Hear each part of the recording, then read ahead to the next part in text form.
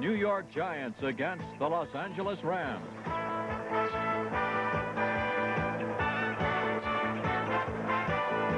Welcome to Southern California on a warm early autumn day as the Giants come to Anaheim Stadium for the very first time to face the Los Angeles Rams. Hi, everybody. I'm Frank Lieber. Giants need a victory to keep up with the Dallas Cowboys in the NFC East, and the Rams need the win to make sure the 49ers don't get away in the West.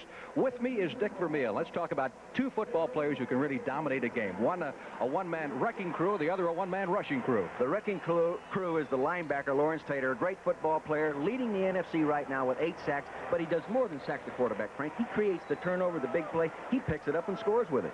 How about Eric Dickerson? Eric Dickerson, 1,800 yards rushing last year, on that pace, very close to it right now, and I'll tell you, that Giants defense is really going to have to play. Well, the quarterbacks are veterans in one sense and really not veterans in another sense. Well, Phil Simms has been around for a long time, but he's been hurt for 4 different years, but he's playing well right now. He's the most improved quarterback in the National Football League. Very productive. Jeff Kemp, 1 start, led the offense for the Rams last week to the best offensive performance this year. But John is concerned how he will react, John Robinson, that is, under duress. And I think the Giants are going to cause that today. In your opinion, what does it boil down to? Well, first, the Rams have to do better what they haven't been doing well. They have to throw the ball better than they have been. They can run the ball without Eric Dickerson. And the Giants have to be able to run the ball. They've been throwing the ball well, but they haven't been running well enough to beat this football team. We're ready now for the opening kickoff here at Anaheim Stadium. Ali Haji Sheikh will do the honors for the New York Giants. The Rams won the toss of the coin, and their deep man is Barry Redden, former #1 draft choice out of Richmond University. He's back there flanked by A.J. Jones and by Mike Gooman. Giants at 3-1, and the Rams at 2-2, and we're underway in Anaheim. Coming down to the far side and fumbled into the end zone and fallen on by one of the Giants, and that is a touchdown. He touched the ball in the field of play, did A.J. Jones, let it go into the end zone, and the Giants fell on it for a touchdown. Phil McConkey, number 80, the little man from Navy. I couldn't believe that, Dick. Me neither. He was totally unaware, Frank, of what he did. You cannot do that. You cannot touch the ball, then allow it going to the end zone without downing it yourself. Now watch this, Frank. It's coming down there. There it goes. He didn't touch a thing. I don't think he did anyway. It's bouncing around there. That's a live ball. You better get on it, kiddo. He doesn't know that. I'm sure that he's been coached to get on the football. Ali Haji Sheikh tacks on the extra point. No, it's no good, they say now. Off to the right-hand side. So the extra point try is no good, and that's the fastest touchdown you're going to see in an NFL game this year. It comes 9 seconds deep. Here it is coming down there. I thought he touched it. I thought he did too, but it looked like he lost the ball in the sunlight. Now it's going into the end zone, and he doesn't realize that he's supposed to get on the ball. It's a live ball. It is gone by... Gil Haskell's a fine special teams coach, and I know he's covered that, Frank. So the Giants, 9 seconds deep in the game, jump out to a 6-0 lead. Ali Haji Sheikh, who just missed the extra point, that shocked us almost as much as the happenings on the kickoff. And lo and behold, the Rams have a new deep man. That's Drew Hill back there, and he is flanked on the far side by Barry Redden, who's in the spot where A.J. Jam Jones was a moment ago. He's in a jam right now, I'll tell you, Frank. Redden, who's a speedster at the 9, back to the 20, 25, and out to the 28-yard line. And the Rams will put it in play. 1st and 10. Now, whether or not Jones touches the ball or he doesn't touch it, it's still a live ball. You got to go back and cover it. You've got to get on it and down it in the end zone. And, you know, you see that so seldom. It just shocked me up here in the booth. Now, watch him trying to field the ball. He totally misjudged it. It goes into the end zone. It's bouncing around, and he just relaxes. An alert play by the coverage men gets the 6 points. And Phil McConkey, the young man from Navy, gets his first touchdown. 1st and 10, Rams at the 29-yard line. They go, of course, with the one-back set with Eric Dickerson, number 3 rusher in the National Football Conference. And Dickerson on the first carry takes it up to the 34. Let's take a look at the Rams offensively. Jeff Kemp starting his 2nd game in place of Vince Ferragamo. They've got a crew of great wide receivers. A lot of speed out there, and you're going to see a lot of Ron Brown, who is not starting, the former Olympic sprinter. The offensive line, a lot of spotlight on the left tackle, Bill Bain, who will have to deal with Mr. Lawrence Taylor. Those are Kemp's figures last week against Cincinnati, but it surprised a lot of people that the Bengals didn't blitz the Rams at all, especially with a young quarterback. They stay on the ground, trying to pick up the first down. Got to be a little bit short as Jim Burt, number 64, the nose tackle, makes the stop on Eric Dickerson. Giants present the three-man front. They'll do a lot of shuttling in and out, particularly with temperatures in the 80s. Of the linebackers, Taylor the man to watch. Carson not having the great year so far. And in the secondary, they've got two #1 draft picks, Mark Haynes and Terry Kennard, who are truly outstanding. Giants have done an excellent job on pass coverage this year. Not so good on the run by their standards. Third down, they need 2 for the first. They go to Dickerson, and Dickerson has the first down. And almost breaks it. Takes it out to the 45-yard line. 1st and 10. Terry Kennard comes over from the free safety, number 43, and combining with Joe McLaughlin, 52. Nice grind level shot here. The ball's being tossed wide. He's getting it stretched out. Now he cuts back up inside. The linebacker should have made the play right there. Harry Carson, number 53, has to make that play. Didn't get it done, and you can see how strong Eric Dickerson is. Dickerson, 6'3", 210 pounds, leading rusher in the National Football League last year. Those figures right now ranking 3rd behind Gerald Riggs of Atlanta and Walter Payton of Chicago.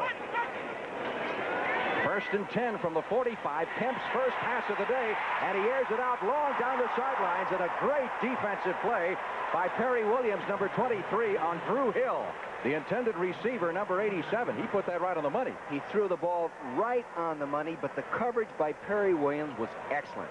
Up playing, bump and run, tied on him. He's challenging him to beat him deep. They went after him deep, and he didn't make it. Here they are isolated. You can see Perry Williams starting on the inside. The receiver, Drew Hill, going up the outside, number 87. Watch him reach back for the football now, looking back. Perry Williams right in great position. Can't play it any better. 2nd and 10. Last week against Cincinnati, coaches didn't allow Kemp to throw a single pass in the first quarter. They go up the middle to Dwayne Crutchfield, who's come in the two-back setup there. Now, they'll play that two-back setup a little bit. Crutchfield will join Dickerson as he did there. They're using the two-backs this year just as a change of pace because of the injured tight end. And this big fullback that they picked up, Crutchfield, weighs, they say, around 245, and he's a good blocker from that position. The injured tight end Dick was referring to is Mike Barber, who hurt his knee in preseason, was operated on 7 weeks ago, and was reactivated yesterday. He's on the bench. He's suited up. He might see a little bit of action. Kemp has some confusion here and decides to call a timeout and talk it over with John Robinson. They ended up with the wrong personnel on the field. Crutchfield stayed in, and Mike Gooman did not go in, and it was a problem. This game 3 minutes old, and the Giants lead it 6-0.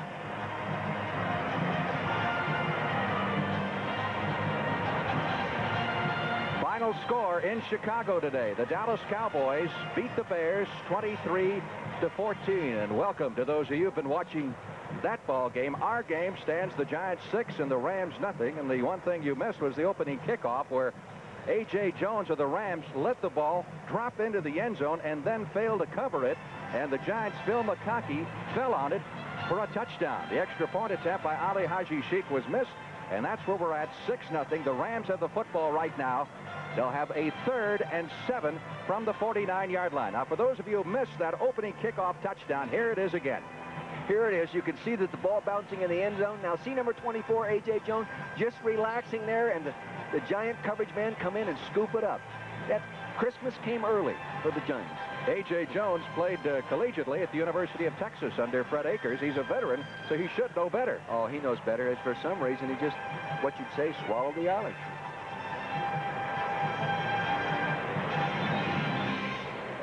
Third down, 7 for the Los Angeles Rams. They have the football at their 49-yard line. 3rd and 6.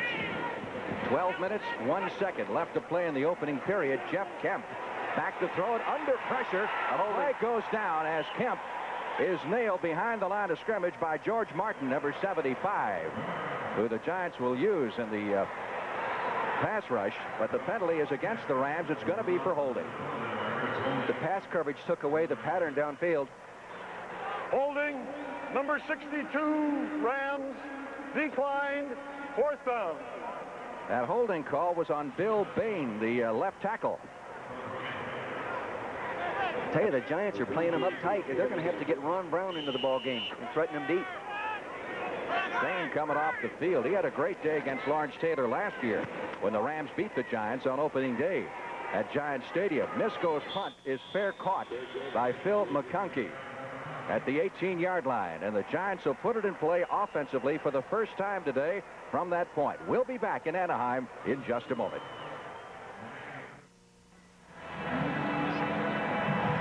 Head coach Bill Parcells, who's got the Giants off to their best start since 1968. They win today. They'll duplicate what they were in 68 at 4-1. And John Robinson sweating it out a little bit in the heat here in Anaheim. Literally, what a way to start a football game. Boy, that's got to be a little upsetting if that happens to you. Giants 1st and 10 at their 18. First offensive play. Sims on the rollout, fires it downfield and completes it for close to 10 yards. Gary Green on the hit that time as the reception is made by the Giants' Bob Johnson. Here's Brent Musburger in New York. Frank, Tony Eason had a spectacular afternoon against the New York Jets. The Patriots win at 28-21. Eason 28 of 42, 354 yards and 3 touchdowns, including this 43-yarder to Stanley Morgan. Let's go back to Frank and Dick.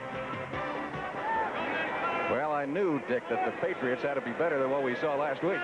Yeah, the Redskins just dominated them, Frank. Enough for the first down of the pass play. Sims with the handoff to Rob Carpenter over the right side, up over the 35-yard line. Let's take a look at the Giants. This is the way they will line up. Great young crew of wide receivers, including Bobby Johnson, who will alternate with Byron Williams, bringing in the plays from the bench. The offensive line, and Billy Ard's the only guy at the same spot he was last year. It's a young offensive line, but they've been doing the job for Bill Parcells so far. Fine pair of young tackles, Frank. 2nd down, 7. The Giants at their 35-yard line as they go with the one-back set. Try to work the left side. Yeah, not much room that time for Butch Woolfolk. They tried to run a counter play, Frank, to freeze the inside linebackers, and the defensive lineman coming down from the back side, I'm not sure who it was, came back in and played his responsibility real well. Virtually no gain on the play, maybe a half yard or so. Jack Youngblood doing a fine job in defense. Benson shaken up on that last play for the Giants, and he heads off the field. Rams defense anchored by Jack Youngblood, the 14-year veteran at left end.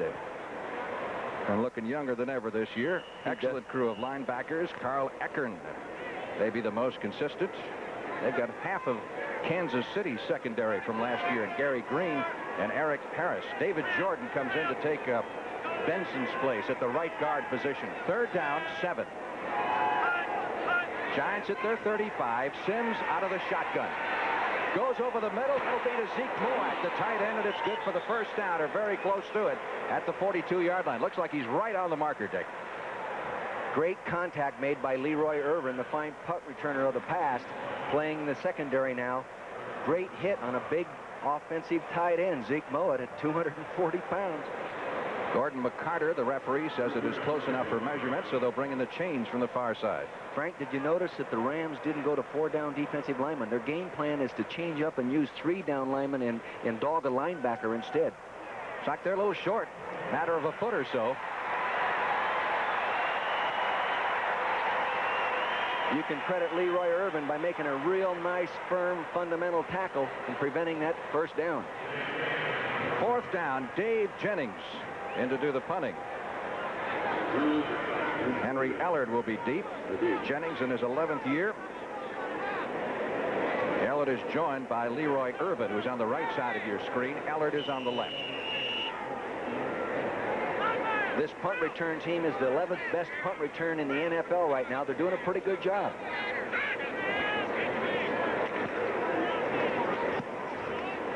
Nice punt, Frank. Irvin at the 11 disdains the fair catch. Tries to spin out of a tackle out of the arms of Larry Flowers, number 37, who is the kamikaze on the Giant team. An excellent coverage by the Giants. The Rams will put it in play at their 11 when we come back right after this. Frank Lieber along with Dick Vermeil, Anaheim Stadium. First period action. Giants lead the Rams 6-0. And after the 48-yard punt by Jennings, the Rams have the football 1st and 10 at their 11. Single back set with Dickerson. Allard in motion. Dickerson looking for some running room over the right side and gets a couple out to the 13 before Joe McLaughlin, number 52, wraps him up. Joe is a real consistent gutty performer. Worked his way into the starting lineup by doing an outstanding job on special teams.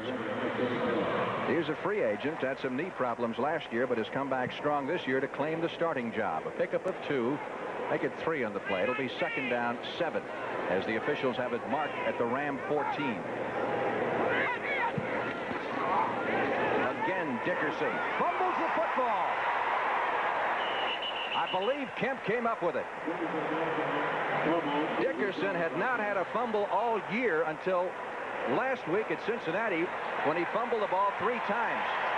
And Eric Dickerson was telling us yesterday one of the problems is the problem with the pitches from Kemp. The ball is tossed to him a little firmer. In this case, it's a handoff now, and he cuts back. See, now cutting back. Now he switched the ball to his right hand, and Lawrence Taylor, I think it is, on the ground, came in there, number 56, and knocked it out with a little punch on the football. Now, so much for the pitch theory. Yeah, but that's what the problem has been, because Kemp pitches the ball so much harder than Ferragamo had been, but that was just a handoff. 3rd down, 9 for the 1st down. Rams back at the 11. Kemp under pressure. Scrambling around the goal line, gets it to Dickerson, out to the 20, and Dickerson has the 1st down. Eric Dickerson picks up the 1st, but a fine performance by Kemp under pressure, evading the rush. Movement is so important. Now watch the quarterback drop straight back. You see to the left of your screen, number 7, Leonard Marshall, powering in there. He forces him to get outside. The movement ability now, he finds the receiver, Eric Dickerson, number 29. Here comes the defense, Flowers, number 37, making him a nice play. Hey, get on the ground fast against these Giants, or they'll put you down. Rams are trying to get Dickerson more in the passing game downfield than they did last year. That's one of their goals coming in. Kemp throwing on 1st down over the middle. Tight end David Hill picks up 7 or 8, takes it to the 33-yard line before Harry Carson, number 53, wraps him up for the Giants. For an NFL Today report, let's go back to Brent in New York. Frank, Dan Marino is having an all-pro year. 24 of 34, 429 yards and 3 touchdowns as the Dolphins beat the St. Louis Cardinals 36-28. Let's go back to Frank and Dick. Well, 429 yards by Marino would beat Sims' total of 409 that he had in the opener this year, which was the highest total in the NFL.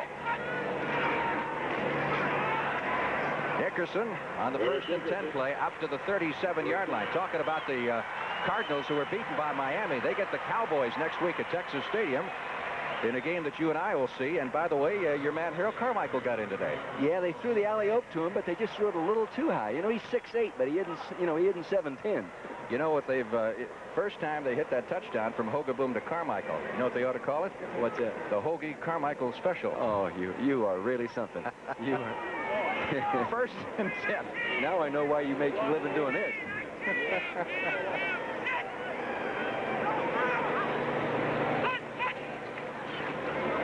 Dickerson trying to cut back and is really drilled as he crossed the line of scrimmage by Harry Carson, number 53. He took a blow there. That Harry Carson is as good a linebacker as there is. See number 53. Now follow him. Watch this man play linebacker. Inside out pursuit, making sure he does not overrun. Here comes the running back. Now watch the contact. Put him up and down. Harry has not started out real fast. He hasn't been playing as well as he's capable of it. That's an indication, Frank, he's back. 2nd down 8 for the Rams at their 38-yard line. They trail 6-0. 5 minutes, 30 seconds left to play in the opening period. Ron Brown, the Olympic sprinter, is in the ball game. Dickerson takes the short toss from Kemp. Across the 40, fumbles it again, but after the whistle, had blown the play dead at the 43-yard line. He's going to be still a couple shy. The 1st down is Burt, number 64, made the stop on Dickerson, who all of a sudden is developing butterfingers. You know what was outstanding about that? The nose guard came all the way from rushing the passer and got the hit on him inside out. causing that fumble. Dickerson has to be more alert and locking that football up against these guys, because any one of those guys is going to make the tackle. You know, they fly all over the field. You may have noticed the LT Express was in motion on that last play. They had Taylor coming on the blitz, but he didn't get there. Third down. 3 for the first down at the 43-yard line. Allard in motion. Barry Redden, who has checked into the ball game, replacing Dickerson. Good short yardage runner out to the 45. I don't think he quite made enough for the first. Leonard Marshall, number 70, and Burt, number 64, on the hit, and they'll have to unpeel and possibly measure. Keep in mind that was a third down play. Poor Redden, good running back, first-round draft choice, and he's on a team behind Eric Dickerson. I know. Now take a look at Lawrence Taylor to the right of your screen, number 56. Now just watch this guy move. He runs like a wide receiver, that 4.5 speed, but he's as big and strong as most defensive linemen. Fine linebacker. There, the entire defense helps him out. Measurement time. You're right about Barry Redden, though. Talking to him yesterday, he says, Coach, you know, I think I'm a pretty good player, but when you're playing behind the best player in the country at that position in a one-back attack, it can be a little frustrating. Rams a little bit short, so Robinson has sent in the punting unit. John Misko in to do the honors. He's a piece of work. Well, he told us yesterday he's going to average 47 yards and 4.5 hang time. 5.4 he was going to go. I said, I want to see this. Well, his first kick was 34, so he's going to have to hit this one pretty good to improve that average. McConkey is deep for the Giants. On the practice field Friday, he was booming them all over the place. Nice punt. Good hang time on this one. McConkey, 13, trying to get to the 15-yard line. That's about it. Good coverage by the Rams specialty unit that time. Flag Brady, down. number 90, was down quickly. We got a flag at the point of tackle. 42 yards on the punt, 4.5 on the hang time. 4.5. He's only 1 second off what he said he was going to do. But that was a very fine punt by John Misko. I mean, you'll take 4.5 most any day, won't you? Anytime. I'd take 4.3 anytime. That hang time, Frank, allows the coverage people to get down underneath and really tattoo that ball carrier. So the foul here, the penalty is against the Giants, and we'll find out for what. Illegal block from behind. Number 24, receiving team. Half the distance penalty, 1st and 10. Kenny Daniel, number 24, the Giants, guilty of the foul. We've got a timeout. When we come back, the Giants will have a 1st and 10 at their own 7-yard line. The Giants lead the Rams 6-0. Opening kickoff touchdown on a fumble recovered by McConkey, or actually a free ball in the end zone, and the extra point missed. 1st and 10 from the 7. Carpenter tried to dance around, gets nothing. Really a fine job by the nose guard that got in there and created that sharp angle cutback, and then the other people rallied around it. Now watch the nose guard, the left corner of your screen, number 69, whip the center right there. See him whip him by slanting there. He's in there, he get penetration, force the ball carrier back. Now the defense can rally and put him down to the ground. Nice play by Greg Meisner. 2nd and 10. Sims sending Ernest Gray wide to the left side. Now splits Williams wide to the right.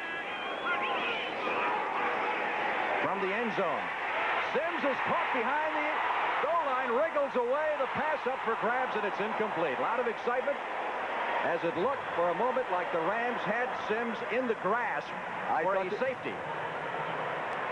Now watch Sims. I don't think they really had him in the grasp. I think it's a good judgment by the official. He drops straight back. He's looking down there. The Rams have done a nice job of taking away what he wanted to do with the ball. Now here comes Mel Owens, number 58. Right there. He did not really have him in the grass. He just went right over the top of him.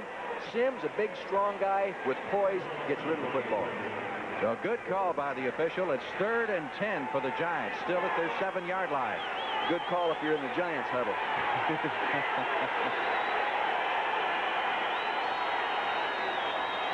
Rams showing blitz here against Sims. Back to the goal line, airs it out to the far sideline, intended for Johnson, number 88. And the Giants will be punting from out of their end zone. A fine job by defensive substitute defensive back number 27 of getting underneath that and throw it, forcing Sims to throw the ball high. So Jennings, who hit it his first one for 48, about to punt it again, and Henry Allard, who is a speedster, standing on his own 45. Here's when you come up with your great punt, and he did it. Nice high kick, a little bit short, and Allard fields it in the Rams end of the field at the 48-yard line. 4.7 plus on the hang time for Jennings. Can't argue about that. We've got a timeout here in Anaheim with the Giants leading the Rams 6-0. Just over 3 minutes left to play in the opening period here at Anaheim Stadium. The Giants leading 6-0, but the Rams, with their best field position of the afternoon after the punt by Jennings, have a first down at the Giant 48. They go with the two-back set this time, and they give us to Crutchfield. Inside the 45, down to the 43 for another NFL Today report. Let's go to Brent in New York. Frank, here's one that the coach would love to see. Green Bay will pull its entire left side of the offensive line. Guard and tackle coming through. Boom, the hole is open. Here comes Jesse Clark. 43 yards now for the touchdown, and the Packers and the Buccaneers are all tied at 7. Let's go back to Frank and Dick. Our score 6-0. The Giants leading the Rams. Maybe the Packers finally got their offense on track against Tampa Bay today. Boy, have they had problems. Dickerson running hard, close to the first down marker over the left side. It seems so different, Frank, to watch the Rams line up with two running backs in the backfield. So Crutchfield, who has got to some work here in the heat, will get a breather as we look at other scores. San Diego, they're still throwing that ball as well as anybody in football or better. San Francisco's got to lose sooner or later. I don't know if it's going to be Atlanta. Atlanta has to improve their defense if they're going to beat the 49ers. Today might be the day. Rams picked up a first down on that rush. 1st and 10 at the Giant 42-yard line. Dickerson in the one-back set. The fake to Dickerson. Kemp in trouble way behind the line. Hits Dickerson at the 30. Close to another first down at the 29-yard line. You know, they list Kemp at 6'1", but I'll bet he's not more than 5'10". Now watch Lawrence Taylor at the right of your screen, number 56. He's going to come in rushing here. Now Hill, number 81, is trying to block him, but you can see what power that he has and speed. Now he has him. Right there, I think he has him in the grasp. He had him enough, but great poise by Kemp. He throws the completion. This guy's no rookie. Here it is again. He catches it. Now McLaughlin, number 52, comes in and knocks him down, along with Harry Carson coming over to finish it off. They picked up 9 on the play. It is 2nd and 1 from the 29. Dickerson left. Cuts back. Looks like he's got enough for the first down at the 26-yard line. And McLaughlin, number 52, in on the stop along with Harry Williams, number 23.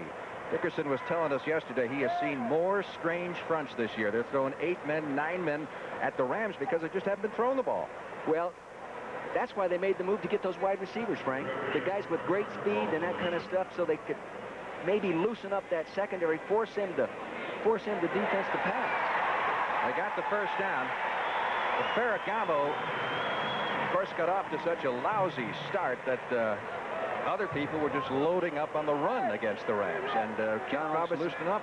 Yeah, John Robbins said he looks up there and there's 9 guys on the line of scrimmage. And we don't have enough people to block all those guys. I think we're going to see Ron Brown in here going deep one of these plays because the Giants are up contesting those wide receivers, playing them real tight. Allard to the right side. Drew Hill is off to the left. First down at the 27-yard line of the Giants. Kemp, good protection this time, throws a bullet. Allard makes the catch at the 15-yard line. That's one thing the Rams were telling us yesterday, that Kemp throws a flat pass, much more so than Ferragamo did. He really throws a rifle. No arc or trajectory to the ball. It comes right off his hand, and it goes like a dart. Very, very strong arm, and he gets it there quickly. Talk about Brown being a track guy. Allard is no slouch either. He can run. He's been very successful in college track, and he was a fine high school track man. He can fly. Triple jump was his specialty. 54 feet. Rams at the 15. Gooman leading the blocking for Dickerson to the 10, to the 5, to the 1. Dickerson with that great explosion and acceleration at the line of scrimmage at 6'3" and 210. He just flew away from the Giants. Coming from the end zone. Now watch the man coming in motion. See, now watch him lead through. See him coming there. Number 44, Gooman on Carson. Nice block by Gooman. Now that he broke up in through there in the secondary, he had to come and make the play. Nice job by Mike Gooman. And they were concerned about his physicalness. He just blocked a big linebacker, Frank. He's what they call the U-back, which is the answer to the H-back or the move back, whatever you want to call it, around the league. Rams fans are making too much noise, and the clock runs out, ending the first period at the same time. So Kemp was trying to get the fans to quiet down. The clock runs down to 0. And we're at the end of 1 here at Anaheim Stadium with the Giants leading the Rams by a score of 6-0. Is sponsored by Miller High Life. Welcome to Miller Time. Subaru, inexpensive and built to stay that way. And by Honda Motorcycles, inventors of the ATC three-wheelers. Honda, follow the leader.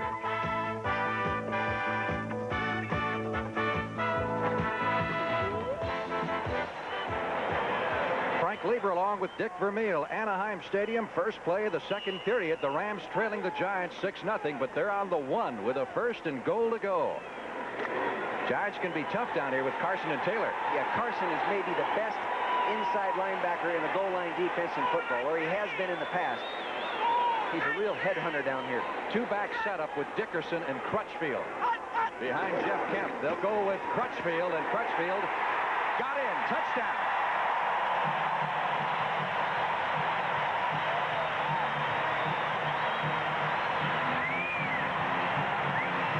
No stranger, certainly, to New York fans because he played with the Jets. In fact, was their leading rusher until he was let go last year. Went to Houston, and now with the Rams. Dwayne Crutchfield for the touchdown. 245 pounds going in there. Now watch the linebacker right now. Fill in the hole. Meets him right there in the hole, but he could not stop him. He keeps fighting forward. Taylor tried to finish him off, but that 245 pounds moving forward, they just couldn't stop him.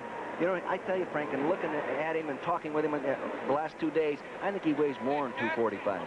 There are several Rams on that practice field who seem to be very healthy. David Hill is listed at 237. I'll bet you he's closer to 255. He's going to eat himself right into a tackle position.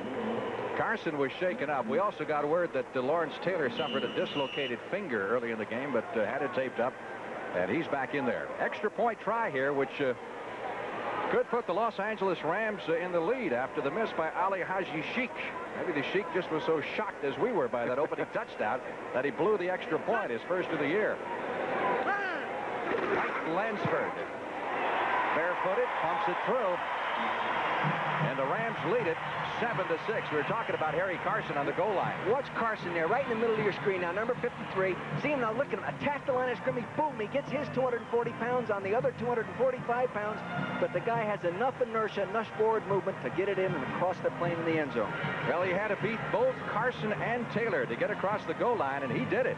And the Rams lead by 1. Timeout.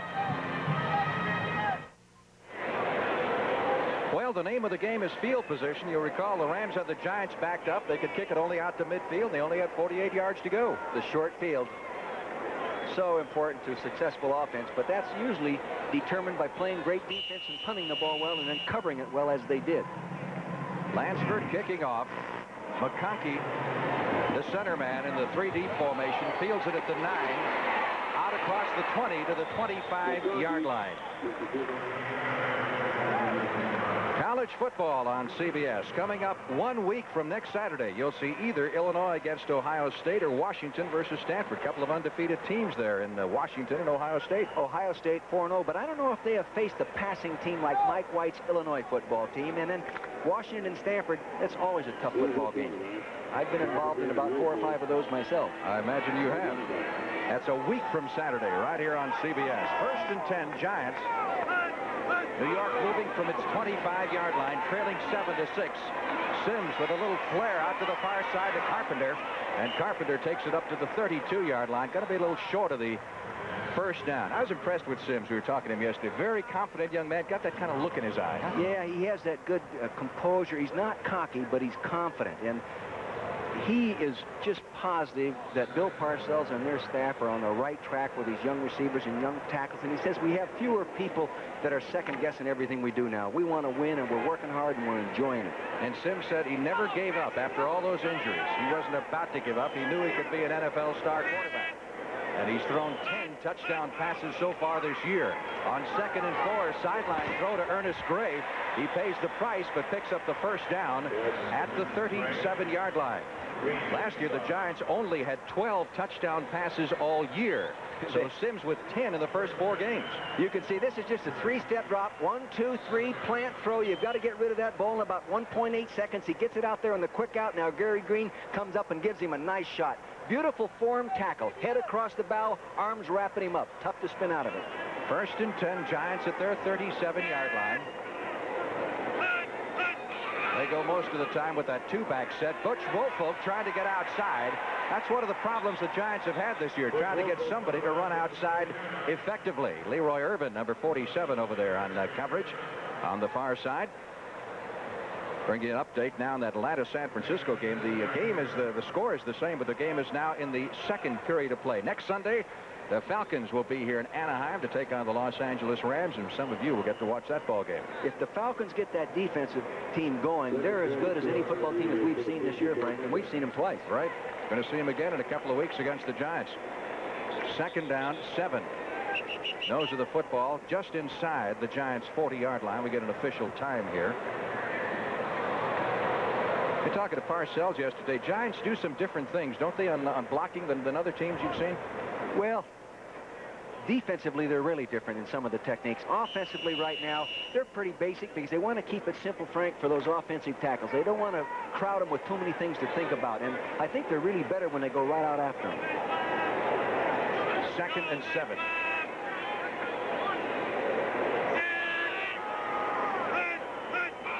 Rams showing blitz. They're coming after. Sims gets the pass away and completes it for a first down at the 42-yard line to Ernest Gray.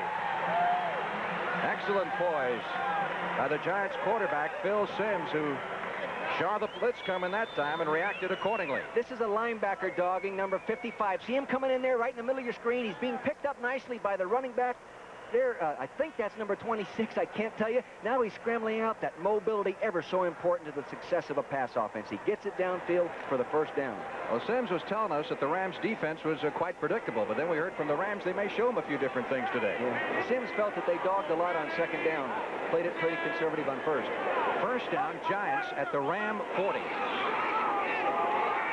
Carpenter looking for some place to go on the draw, but nothing there. Loss of a couple on the play. Let's get another NFL Today report and go to Brett Musburger in New York.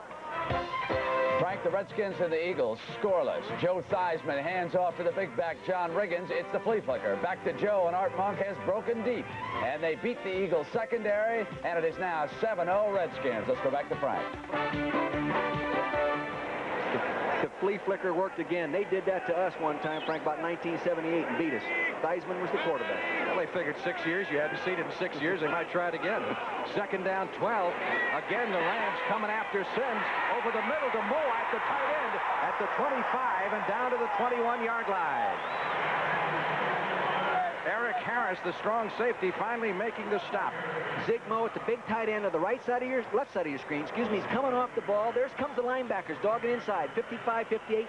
He gets the ball to the big fellow there, 240 pounds. Eric Harris, number 26, is trying to hog tie him. You got to get down on those big guys and grab those feet like he finished it off. Now, Moe had dropped 2 or 3 last week, and he finally caught the big one for the touchdown. But he has been flawless so far today. Sims has hit 6 out of 8 for 73 yards. First down, Giants at the 22. Sims dragged down by Mel Owens, number 58, the linebacker, and we get a penalty marker. The hanky is down. There you go again, showing your age. Yep. Holding against the Giants. Take a little steam out of that drive. That's a little change-up now. They said that the Giants did not dog on first down. Now there's the dog coming with Mel Owens. That's his 3rd sack of this short season. Very productive linebacker. Gordon McCarter will tell us about it.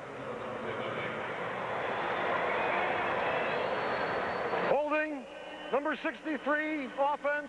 Repeat, first down. So the holding call against Carl Nelson, one of the young tackles. Number 63 in the middle of your screen on Jack Youngblood. See him right there, and he's got his right arm, and he hooks him, trying to prevent him from getting to the quarterback. Carl Nelson's an academic All-American. He's smart enough not to hold and get caught, isn't he? You would think so. First down, 20. The ball is moved back to the 32-yard line. Sims looking over the Rams' defensive alignment. Sims to Moat. Well, what I say about him dropping one? We shouldn't have patted him on the back early.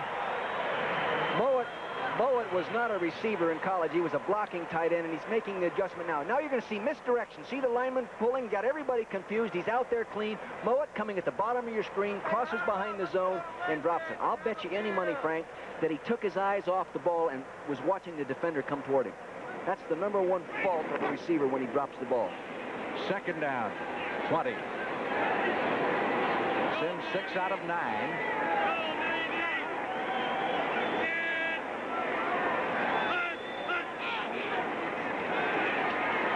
Good protection for Sims. Gets it away.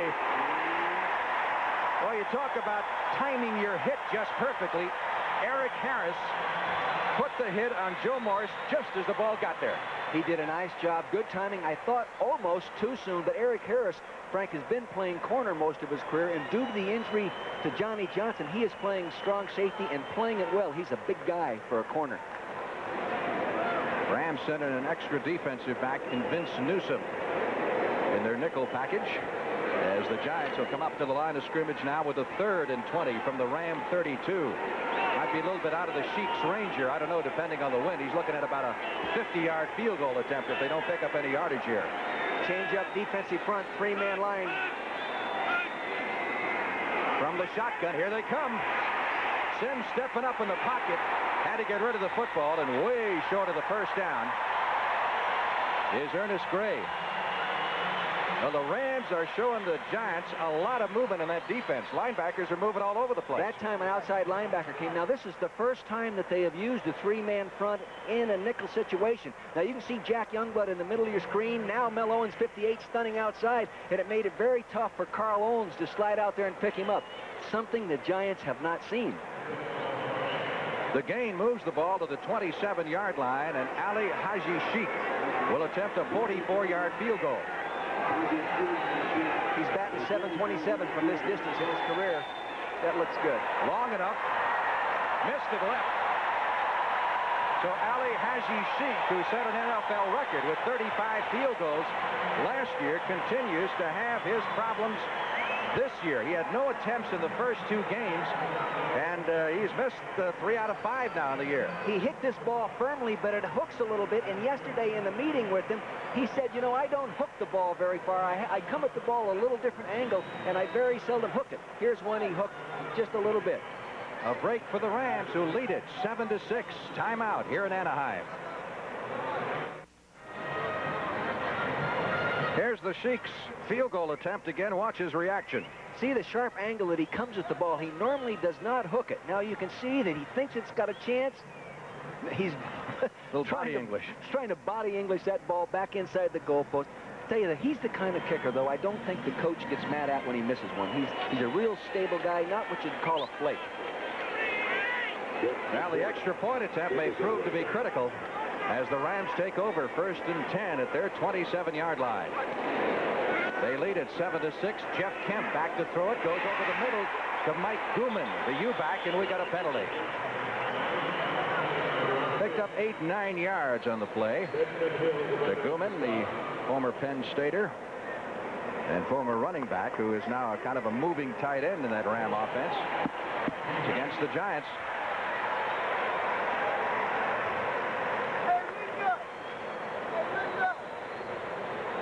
Talking to Kemp, you know, he played at Dartmouth. He was a free agent. Said he was probably going to go to work in Washington if he didn't make it in the pros. Help his dad. Government. Long discussion here with Gordon McCarter, the referee, about the options. Bill Parcells He's really enjoying coaching this year much more than last year because he's coaching his way. Holding. Number 34, defense, 5-yard penalty, automatic first down. So the holding call goes against Elvis Patterson, who is one of the extra defensive backs for the Giants. It carries with it an automatic first down at the 32-yard line. What did Parcells tell us? He said it's fun to go to work now? Yeah, not so much because they're winning. Of course, that makes it nice, but he realized he didn't coach within his own personality, his own philosophy last year, and he went back to being a little bit more of a hard nose in the way that he's always run those defenses. And the players confirmed that. They said he was kind of a cream puff last year, but he's been tough. Dickerson. About the 34-yard line. Couple of tough yards for Dickerson. That final score in Chicago today, pretty good football game. Cowboys beat the Bears 23-14. Dallas is now 4-1, so the Giants need to win to keep tied for first place in the NFC East. Next week, the Cowboys will be at home against the St. Louis Cardinals in a game that many of you will be able to see here on CBS. Everybody keeps talking about the Dallas problems, and they just keep winning, Frank. Yeah. Isn't that something? Yeah, it is. No offense. No this, no all that. These new people, all they do is win. On 2nd and 7, Kemp. Safety blitz that time, and he is dragged down by Kenny Hill, number 48, who came blowing through from the strong safety position. I think I can do it. Kenny Hill, ex-Los Angeles Raider. Here we are with Kemp coming back. Right now, he's coming back, and I don't think he can see. Here he is right here on the chalkboard. Coming straight back. You see the back was not picked up on the front side. Then Kenny Hill coming from the backside blindsided him and put him down. Loss of the play of 4 yards. It is 3rd down and 14 as the ball is moved back to the 28-yard line. Gooman, the man in motion. Kemp rolling out. He's mobile. Running out of sideline. Throws it up for grabs, and it is intercepted and then dropped. It'll be ruled incomplete. Looked like a surefire interception for Larry Flowers, number 37, who is one of the nickel backs, and Larry saying, gosh, how'd I let that thing get out of my hands? It's like he hurt himself as well. You can see right here, he's showing a little inexperience there and laying that ball up late down in the end zone. He took a hit. Flowers is in position to intercept, but it is stripped by the receiver. Good job by the receiver. Misko in to do the punting. Giants doing a lot of moving around on the line of scrimmage on 4th and 14. McConkey is deep, very short kick. McConkey signaled for the fair catch and pulled it down at the 43-yard line. That's a very dangerous play as he was running at full speed. We've got a timeout with 8:39 left to play in the first half. Time remaining in the first half. The punt by Misko only 28 yards.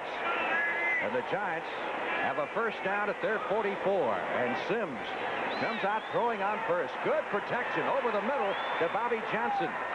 Across the 50 to the 49. A pickup of 8 on the play. Jim Collins, the linebacker, number 50, wrapped him up. I think Giants got a real speed incorporated outfit going out, wide receiver. They really do. And that Bobby Johnson is a guy's a free agent, and Bill Parcells actually gave the scout, Jerry Shea, a $1,000 bonus for locating this guy. That's a pretty good job, isn't it? It's amazing that you'd find someone as talented as he's been, and they put him in the preseason games. He kept making the big plays, and they said, we got to find room for him. 2nd down, 3 from the 50. Carpenter running hard and picks up the first down at the 45-yard line. Rob Carpenter, great bread and butter man. Let's go to Fred Musburger in New York. Frank, here's the Bill Walsh passing system. Joe Montana at the 5, reads blitz, and so does Francis. Francis, the hot receivers, got the touchdown, and now the Niners lead Atlanta 7-3. Let's go back to Frank. Our score, the Rams 7 and the Giants 6. Brent, we've got 7 minutes, 25 seconds left to play in the first half. The Giants have a 1st and 10 at the 44. Sims on the rollout. He took a blow, but he got it away to Woolfolk. The 35 to the 30, and Butch Woolfolk takes it to the 26-yard line. We got a penalty marker back at the line of scrimmage, and they may bring it back. Sims really took a shot after delivering that football. He did. And had an illegal receiver downfield. The lineman in the screen must have been downfield beyond the line of scrimmage. The Rams are changing their tendencies, and they're dogging a little more on first down. But really, you couldn't ask for a better defense. Ineligible lineman downfield, number 67 offense. Repeat first down. A costly penalty that time called on Bill Allard, the veteran guard, number 67. Bringing up to date another score, Saints over Houston. Well, the Oilers had a rough season so far. San Diego in front. San Francisco, as Brent mentioned, leading. And the flea flicker works again. Yes. Green Bay getting the offense going, Frank. 10-yard walk-off on the penalty makes it 1st and 20 from the 46 in the Giants' end of the field. Sims, they are getting receivers wide open, and we got another marker at the line of scrimmage. You know something, Frank? Penalties are up 13% in these first 4 games over the end of last season. And I think they're all happening in games we work. It seems like it. Ernest Gray was on the receiving end of that pass, and Gray is hurting a little bit. He's taken several good hits. And moving very, very slowly. 6th-year veteran from Memphis State. Holding, number 63 offense. Repeat first down. Got to be a little frustrating. You never know who the penalty is going to be on. This time they go against Carl Nelson. He's a 1-year offensive tackle that really didn't get to play last year because of an injury. Now watch on the corner of your screen, number 63 on the left side now as he's working out there. Now see him right there. He pulls him down from behind. Very left-hand side of your screen. Well, the good news is it's still first down. The bad news is that it's 30 to go. Rams have not been penalized. Sims trying to get a few back. Gray at the 44-yard line. Jim Collins and George Andrews collaborate on the stop. It's his 4th catch of the day. You know, Frank, Carl Nelson, a young player, first-year starting tackles, having problems. And the problem with a young player is he can't correct his mistakes while the ball game's going. And he gets frustrated pass protecting like an experienced Jack Youngblood, and sometimes comes apart. And this could happen to this guy. Nelson, is a first-year player, was sidelined all of last year with injury.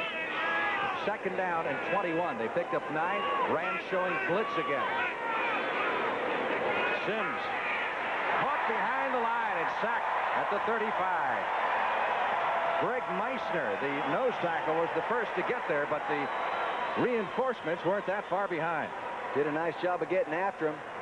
I think it was actually Charles DeJournay, number 70. See him right on the center's nose, number 70, coming off him right now in the middle of your screen. He gets underneath Brad Benson, number 60. He's just intense as heck getting after the guy, and then the rest of the people showed up. Did a nice job, and you can see that they're coming to play today. They're playing with more intensity. 3rd down. Giants need 29 for the first down as the ball is at their 36-yard line. 6 minutes left to play in the first half. Rams 7, Giants 6. Shotgun. Once again, linebackers coming. Sims going long, intended for Byron Williams, number 87. He was double covered. Harris was down there, and so was Nolan Cromwell, the all-pro safety, number 21. For another NFL Today report, once again, here's Brent Musburger in New York. Frank, the Lions defense is collapsing. Here is Buford McGee right up the middle from the 4-yard line, and now the Chargers lead the Lions 21-0. Back to Frank.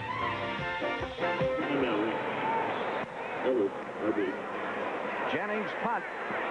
Allard lets it bounce. Now fields it at the 17-yard line. He's got a wall. Got a wall. Jennings may be the only man with a shot at him. A penalty marker is down. He'll score, but there's a flag. Frank, the penalty was on the tackler. I think he had a face mask grab on that. I think the thing will count. 83 yards on the punt return by Henry Allard. Face mask against the Giants. The touchdown is good.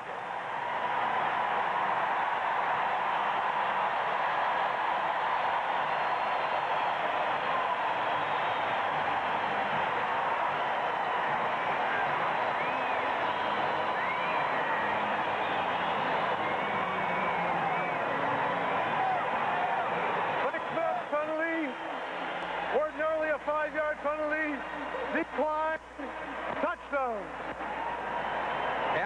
second-round draft pick out of Fresno State a year ago, led the NFL in punt returns last year. Had a big return right at the end of the season.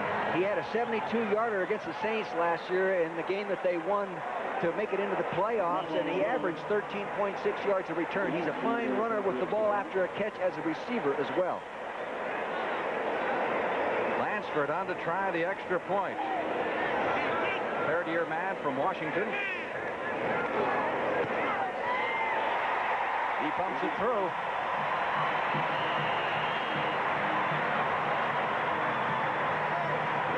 The ball bounced. He picked it up. Now he's heading for the wall. Now you're going to see some peel-off blocks right there. Now he's outside with that quickness. Picks up a blocker, and Robbie Jones, number 51. Jennings makes a desperate attempt to get him, but he couldn't do it. You could see the penalty there, Frank, where he reached and grabbed it, and Allard goes in. You can see that this guy is a gifted athlete. As he fired up, 83-yard punt return for a touchdown. The Rams lead the Giants 14-6. We've got a timeout.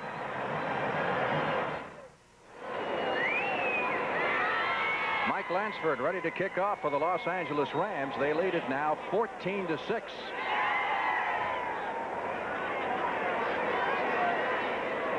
A little over 5 minutes left to play in the first half. McConkey is deep. It will be McConkey at the 2-yard line. 10-15. Across the 20, threading his way forward. There's a fumble, a loose football at the 24-yard line, and the Rams may have picked it up. No indication by the officials as they try to unpile. Hey, let me in here, Frank. You go get it. Go, I got it. Rams ball.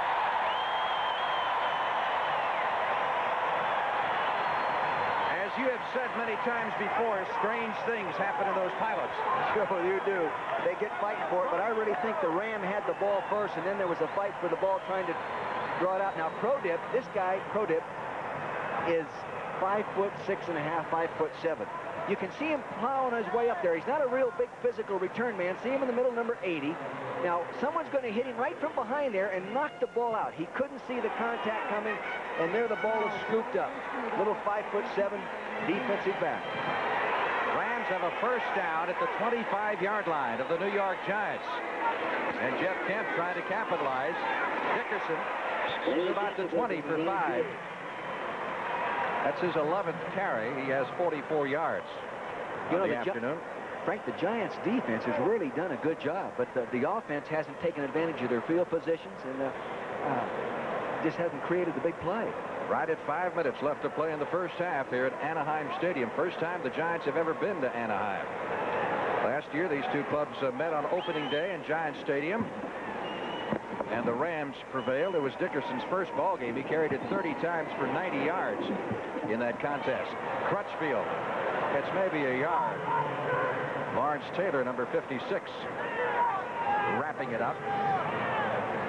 One thing about Lawrence Taylor, he hasn't been that evident here in the first half, certainly as he's been in the last few weeks. He's been playing well, making a good contribution. He just hasn't made that spectacular play other than the one he made in the first quarter, Frank. He's doing a good job. At times last week against Tampa, they were letting him open. He came through untouched. He said, I was so open, he said, I thought they were trying to trick me. No, what happens sometimes, you as a coach change your blocking scheme to specifically handle him, and then the players, because it's new, break down in the game. Third down and 5 for the Rams at the 20-yard line. Dickerson got about 3. A couple shy of the first down. Andy Hedden, number 54, making the stop at the 16-yard line, and that will bring on the field goal unit. And Lansford coming into the ball game has hit 5 out of 8. I'm surprised that they really didn't go after the downfield with the ball that time. That shows you what kind of confidence they have in Eric Dickerson's running ability. This will be a 34-yard attempt. Lansford missed, 3 out of his last 4 field goal attempts, so he got engaged. He told me, he says, Coach, I hit 4 in a row, I got engaged, I mixed the next 3 in a row. I hope that's not an indication of how my marriage is going to be.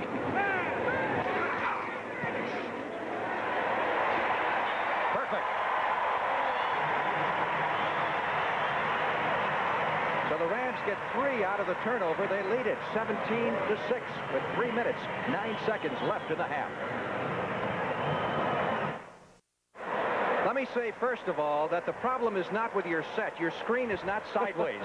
I have never seen that happen in a football game. I've seen it on the practice field. Look at that kicker. He wants to go back and try another field goal. He maybe gets 6 points for hitting that goal post. Lansford hit the field goal, and the goalpost fell down. You know, the wind's not blowing that strong, so I don't know if it was the wind. But the goalpost is down, and now obviously we're going to have a delay, and it looks like some of the players. Robbie Jones, he says, my gosh, even John Robinson's enjoying that one. Yeah, Parcells is a little disgusted about the whole thing, but you can look at the scoreboard and see why. You know, we're going to obviously have a little bit of a delay here, and that being the case, you wonder how this affects teams in the heat of battle. I don't know. I think actually the Giants could use a little slowdown period right here to regroup offensively. Now that's a good distraction for you right there. At least the fans here in the stands have some form of entertainment while the officials decide what to do. One of the officials, I think, is going in the grandstands looking for somebody with a ratchet and a 3/4 socket, you know. Well, maybe get about 4 or 5 of these linemen and get them down there and hoist that thing back up there. You know something? These guys are great players, but as a football coach, or a former football coach, I used to hate to see a football player sit on his helmet. There have been times I've walked up behind and kicked one out from underneath the guy because, you know, it's an expensive piece of equipment. It's used to protect the head, you know.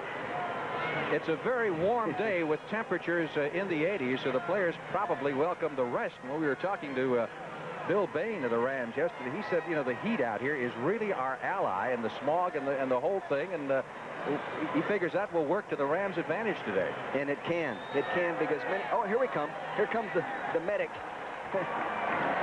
Scaffold, sponge, he's got it all. 14, Seattle 20. Obviously, they are in no hurry at all, and during this delay here, we'll have a chance to show you a few things and probably bring you up to date on some scores. How about, well, Allard's punt return for one thing? You very seldom see a punt return for a touchdown. You saw him take the bounce, and he starts vertically, straight upfield right now, breaks outside the wall. See him picking up the blocks, the wall there, all legal blocks for now Robbie Jones, number 51, going to come and lead. He can't get to him quick enough. Jennings, number 13, comes over, reaches, grabs the face mask, 5-yard penalty, but it won't call the play back. He just goes ahead now, and you can see the kind of speed that he has. He runs away from everybody. The official couldn't even made that play down there, Frank. Didn't slow him down much. Well, Bill Parcells told us yesterday. What did he say? You play the Rams, it's going to be an all-day job? Bill Parcells, he said that you bring your sack lunch, a flashlight, it'll be an all-day job, he said. And it is turning into that right now as the Rams lead the Giants 17-6. First touchdown by the Los Angeles Rams. Big Dwayne Crutchfield scoring his first touchdown as a Los Angeles Rams. You see David Hill, number 81, at about 250, the tight end, blocking out at the point. Then Crutchfield goes inside, number 45. He's propped up there. He's belted around there by the linebackers, but with his force, he gets it in the end zone. Giants offense hasn't done much. Of course, their touchdown came on the opening kickoff, which the Rams blew with a big problem. Again, we have a delay here in Anaheim, and you can see the reason why. One of the goalposts has fallen down here at Anaheim Stadium. It may take them 10 or 15 minutes, we are told, to get it fixed. So in the meantime, we'll take you back to New York. And here's Brent Musburger. Thank heaven for Brent. Frank, the goalposts are still up in San Diego, I can assure you. The Lions finally get on the scoreboard. Billy Sims runs in from a yard out. We got a 21-7 score. I'll look for whatever video we can find for you. And again, right now, Don Mattingly has won the batting title. I'm sure there's a lot of New York fans want that. We'll see what we can update the rest of the way. Let's send you back now to Frank and Dick. All right, Brent, don't go away now. We may need you a little bit more as we go along. For those of you who joined us late and missed the opening kickoff, we were about in a state of shock as to what happened on the opening kickoff. A.J. Jones, number 24, lets the kick go. He misjudges it. It almost looked like it got caught in the wind stream or something and blown into the end zone. He relaxes, lets it go. Now here comes Bill McConkey, number 80. He falls on it right there. Touchdown. Now, I've seen that happen in a high school game. I've seen it happen in a college game. But I've never seen it that way in a pro football game. I've had it happen to me as a coach, but when it was fumbled into the end zone. Giants, as you can say, taking it easy on the field, as are the Rams. And the ground crew is working on the goalpost. It's going to take a few more minutes, but they're starting to get it straightened up. This may make it fixed quicker than we think here. It really doesn't take that long if they have the right wrench, because I've watched those people put those things up, and there is a clamp around there, similar to a clamp that's on a radiator hose, Frank, and they tighten those things up, and it locks it up tight, but evidently it was not tight enough. I don't think I've ever seen this happen before. I never have. Huh? No. There have been times I wish that would have happened. You notice they got the level up there. They got to make sure the thing is... See what I'm talking about now? They see the clamp, the big clamp. They've got to lock it. They've got the ratchet and the deep socket, and they're going to go ahead and tighten it up. Call a mechanic. Where'd you get to be an expert on goalposts? My dad runs a garage. I understand those kind of things. Well, maybe a shorter delay than we possibly think here. The players, at least the Rams, are getting up. They seem to think that it's about time to go back to work. And the Giants beginning to stretch a little bit. And as we wait, let's get another NFL Today report. Here's Brent in New York. Well, Frank, the San Francisco 49ers have just scored. This is the second passing touchdown of the day by Joe Montana. It's 21 yards to Mike Wilson. And now the Niners, of course, who are 4-0 on the season, they lead Atlanta 14-3. Let's go back to Frank and Dave. Well, Joe Montana sounds like he is hale and hearty once again in San Francisco. He got that week off last week, and he's fresh and doing a good job. And he and Theismann have to be the two most successful mobile-type quarterbacks in football. How'd you like to be up there and have 60,000 people looking at you as the sole center of attention? Do you think he knows how many people are really watching him right now? If he did, he'd probably suck in that little thing hanging over that belt right now there. While we wait, let us bring you up to date on all the scores we have for you so far. Games in progress. Green Bay and Tampa Bay are in the second period tied at 10. Saints still lead the Oilers by a couple of touchdowns. Redskins have added a field goal to that flea flicker and now lead Philadelphia by a score of 10-0. Raiders 7, Denver 3. Big AFC battle. Cowboys beat the Chicago Bears. They're now 4-1 on the season. Bears are 2-2. Seattle over Minnesota 20-12, despite the loss of Paul Johns and Kurt Warner. And Miami, with Dan Marino having a 400-yard day, beating St. Louis. Kansas City over Cleveland by a score of 10-6. Indianapolis beating Buffalo 31-17. And New England coming back after a sorry appearance last week against the Redskins to beat the New York Jets. And believe it or not, I think we are ready to go. Let's see, where were we? Let's bring you up to date on this game. We have 3 minutes and 9 seconds left to play in the first half. The Rams are leading the Giants by a score of 17-6. The last thing you saw was this man, Mike Lansford, putting an extra point between the posts, which promptly fell down. Frank, this kickoff coverage team is the 7th best kickoff coverage team in football, only allowing just a little under 17 yards of return. That's a fine job. The delay was 7 minutes. That's got to be some record here for at least Anaheim Stadium. For goalpost being down. High kick and very short. McConkey at the 15-yard line. Up to the 20, 25. He fumbled the last one, you recall. Hangs on to this one. It'll be 1st and 10 from the 28-yard line. Coming up next week on the NFL Today, a special feature as Phyllis George talks to Richard Todd, the Saints quarterback. In Todd we trust, or at least Bum Phillips trusts him. I don't know about the fans down there. Well, he's conditioned to being booed in New York, having spent his, most of his career there. It'll be a good football game. And games that you'll be seeing, depending on what part of the country you happen to be, you'll see one of these 3 games. Cardinals and the Cowboys, Falcons against the Rams, or Minnesota against Tampa Bay. Timeout, 3 minutes left to play here in Anaheim. We'll be back in just a moment.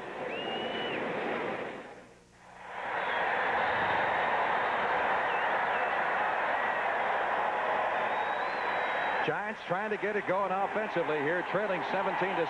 3 minutes left to play in the first half. Sims has hit 9 out of 14 for a total of 94 yards, but the Giants' rushing total at this point is 8 yards. Woolfolk 2 carries for 3 yards, and Carpenter 4 carries for 5 yards.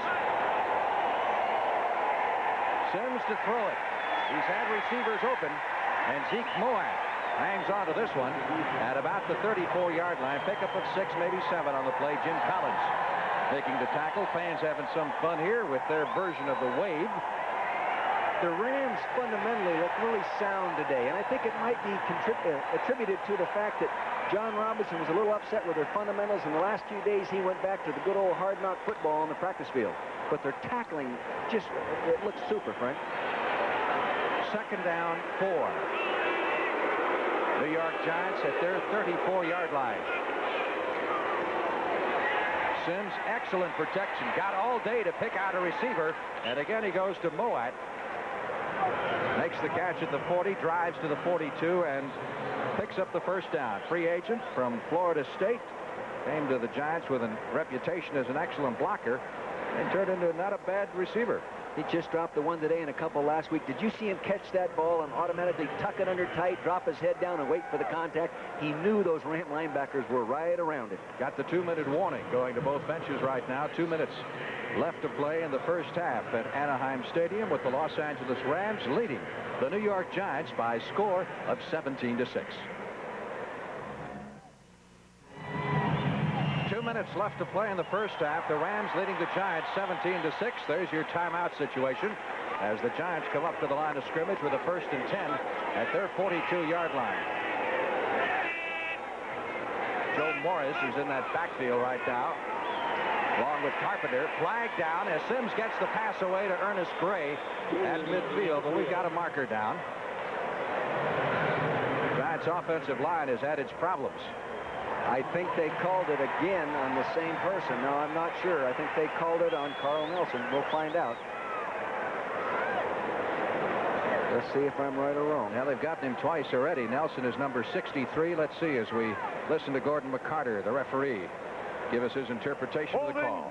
Number 66, offense, repeat first down. Now, that one was on Bill Roberts, William Roberts, he likes to be called, the rookie lineman. I bet Carl feels better. It wasn't on him.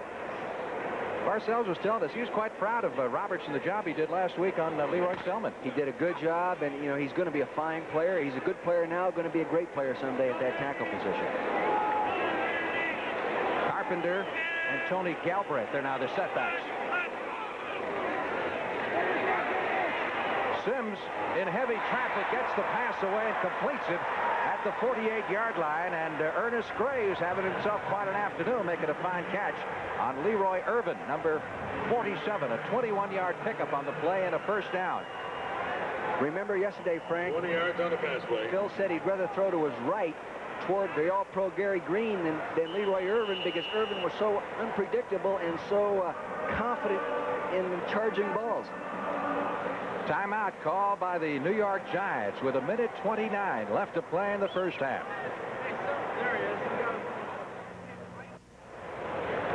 Frank Lieber along with Dick Vermeil in Anaheim Stadium. Giants are driving, have a first down at the Rams' 47-yard line with 1:29 left to play in the first half. The Giants are doing a little self-destructing with the penalties and fumbles. Rams haven't been penalized 1 yard in this game. Sims with the sideline throw, completes it, and out of bounds at the 35. Once again to Ernest Gray with his 6th catch of the day. That was a very well thrown ball. He had to put it there right on the money because George Andrews, number 52, the right outside linebacker, was coming out underneath that one. If he was throwing that a little short, he'd have picked it off. Giants still have 2 timeouts to work with. There's the numbers on Sims. Another first down for New York at the 36. Their offense hasn't scored yet. Specialty team has accounted for the only Giants touchdown. Again, Sims trying to float this one in. Ruled incomplete as he just tried to drop that in, and Eric Harris. That was an unbelievable hit. Almost impossible to catch that ball in that kind of contact situation. Eric Harris, now watch this, coming over to the left of your screen. He gets the ball, just short it right there, and bow, did he get put down. Again, another example of the Rams' fine tackling today. Rams being super aggressive. Second down, 10 for the Giants at the Ram 36-yard line. You see the time left.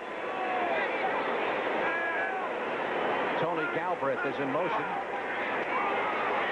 linebackers coming after Sims and drag him down at the 50.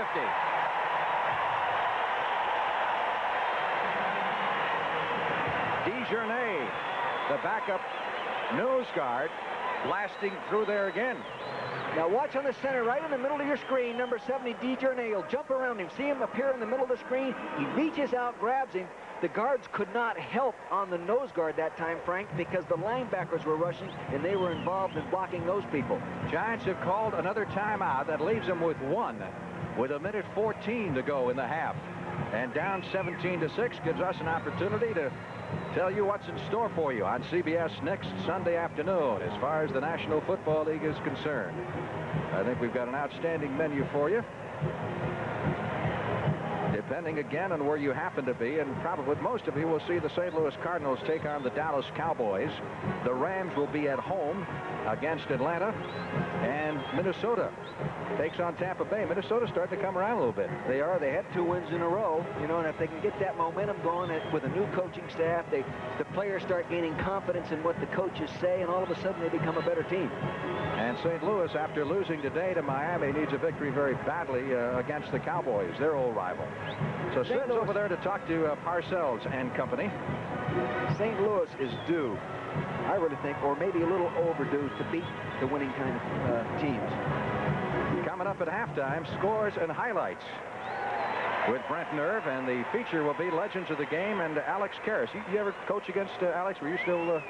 In the Rams, 1969, we had a win streak going. We went back to play Detroit in Detroit, and he just raised heck with us playing on Joe Chappelle one day, and then had a heck of a game, and we lost.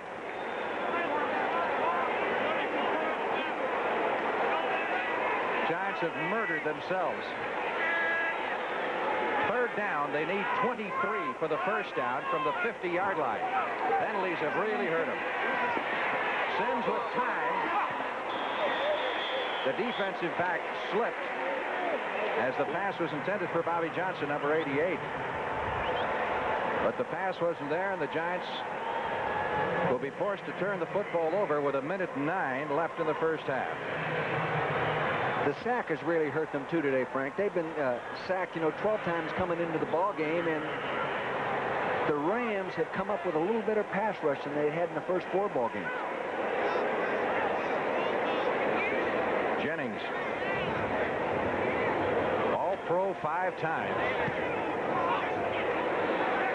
Irvin signals for the fair catch, lets it bounce at the 10, and did a very, very good job.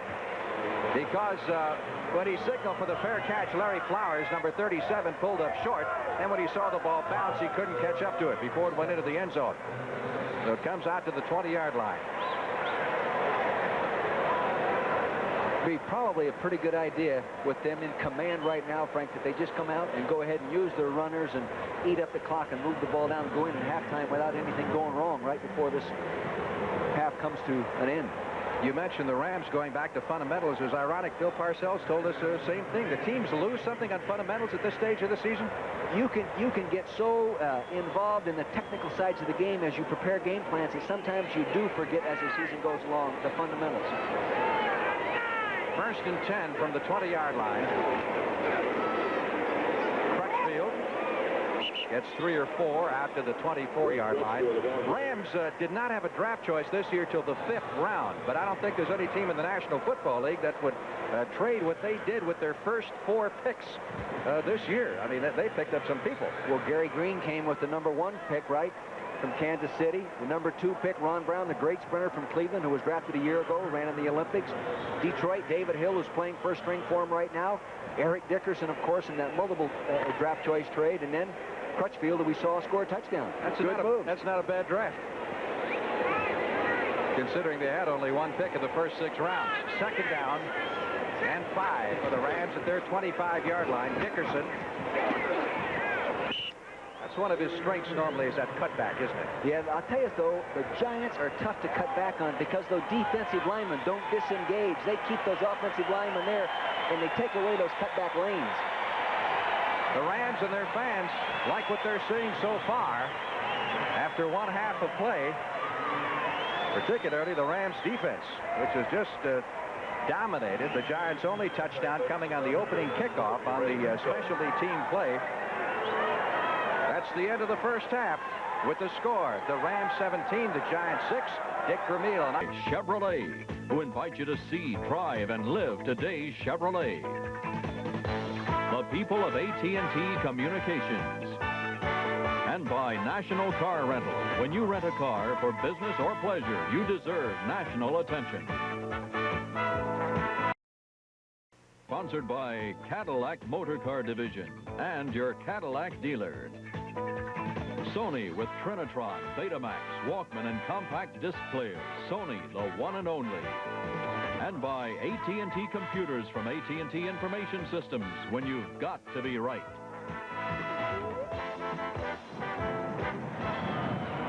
Young Jeff Kemp getting loosened up prior to the start of the second half. Hit 5 out of 7 in the first half for 49 yards. Dickerson rushed for 50 yards in 13 carries, and that was pretty much the extent of the Rams' offense. And of course, Giants, all kinds of problems running the football. Once again, they picked up just 8 yards on the ground in the first half, where Sims hit 13 out of 20 for a total of 140 yards. I think John Robinson's concern in regard to Kemp has probably been erased in that first half, because he's been chased around back there and come up with some good plays and has showed poise on the next snap. I think he can quit worrying about Kemp's mental frame of mind after adversity. Mike Lansford ready to kick off for the Rams. Cephas is back there along with Phil McConkey. Nice high kick. Morris. Frank Cephas, number 31, fielding that kickoff, and immediately we get a flag as he is stopped just short of the 20-yard line. He had a hole to get up inside there, Frank. Oh, Robbie Jones thinks he's going to go score, but he had a hole and he slipped when he got the infield of the baseball diamond.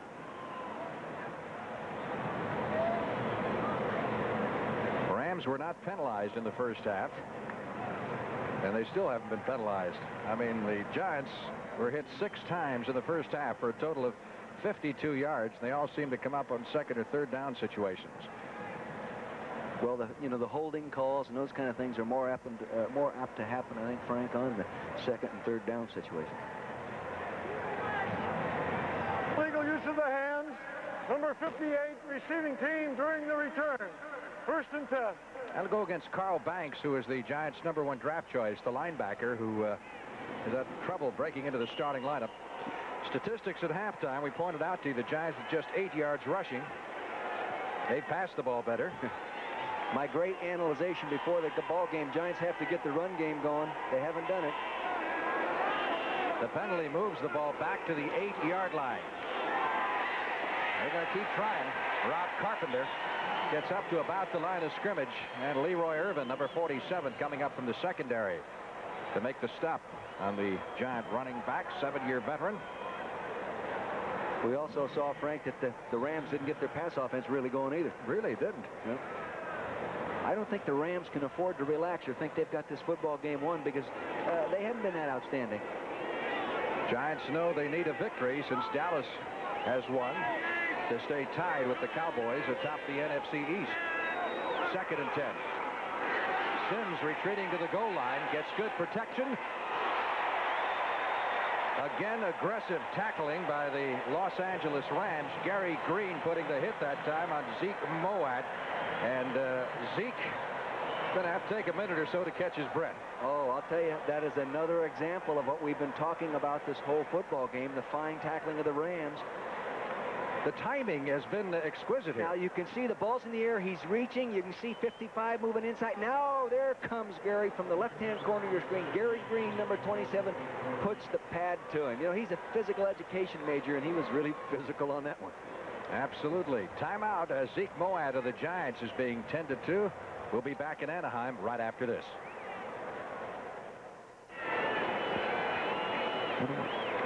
Gorgeous day in Southern California. Great day to be at the beach. Temperatures in the 80s. And a crowd in excess of 50,000 on hand here at Anaheim Stadium to watch the Giants and the Rams do battle. Giants haven't had any luck at all on 3rd down. They're looking at a 3rd and 9. Sims back at the goal line is smothered, and again we get a penalty marker down. very close to a safety. They trapped him inside the 1-yard line. Reggie Doss, number 71, came blowing through. I think Reggie came around the outside of William Roberts, the offensive left tackle, number 66, who had the problems a couple weeks ago with Dexter Manley from Washington. Once again, the Giants are nailed with a holding call. Here you go. You're the quarterback. You're going to drop back. What would you do with the football?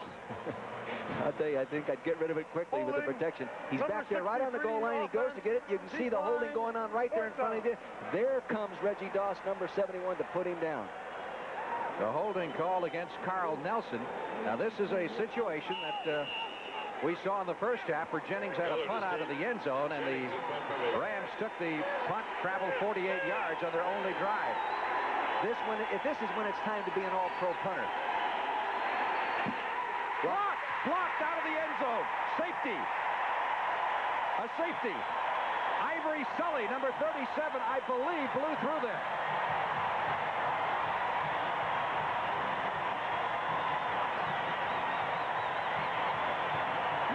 To 6, Rams as they pick up a safety. Ivory Sully, number 37, reserve defensive back out of the University of Delaware. Here he is, right here. Ivory Sully coming right off the short corner, hits the ball there. The line is tight due to the short punt. He can't line up 15 yards deep. You'll see what I mean on this. Now watch him come. Very tight punt formation. The wingback can't block him both. He turns him loose. He bats it right into the end zone.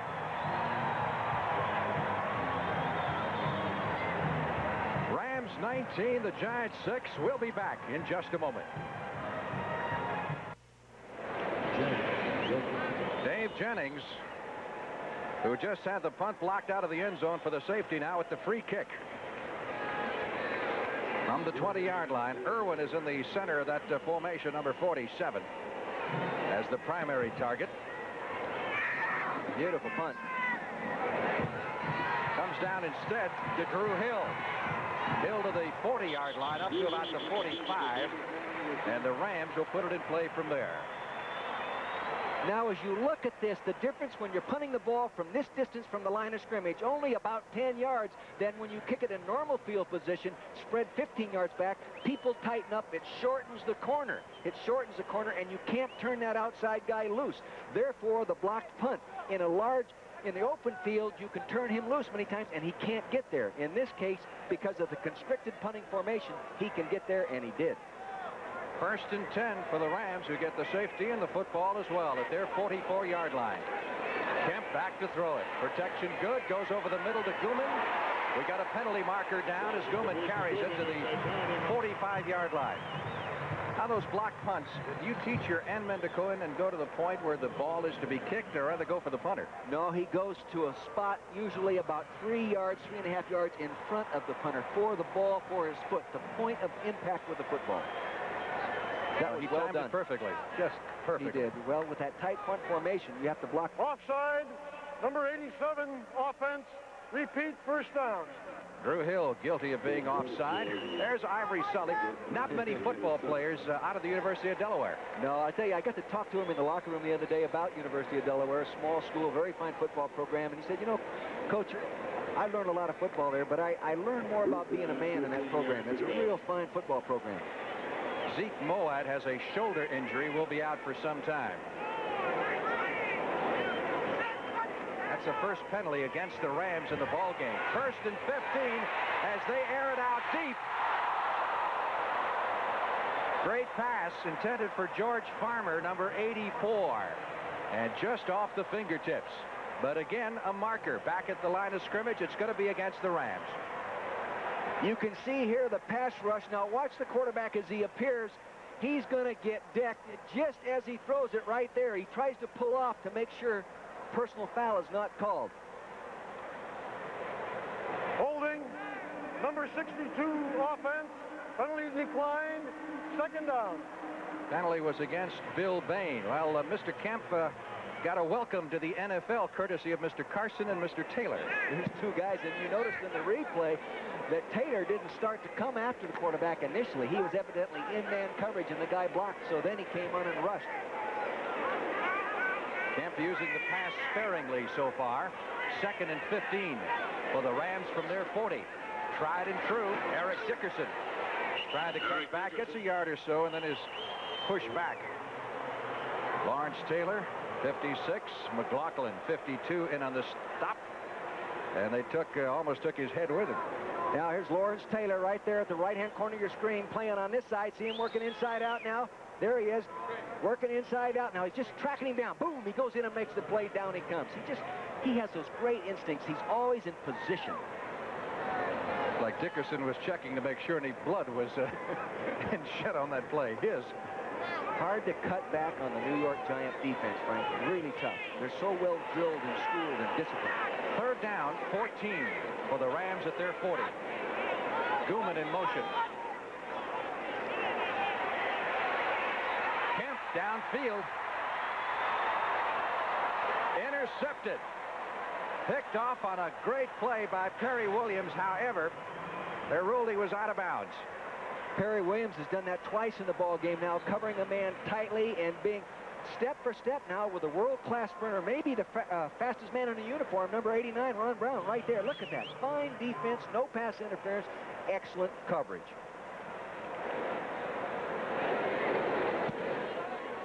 Misko getting the kick away. McConkey with the fair catch at the 15-yard line.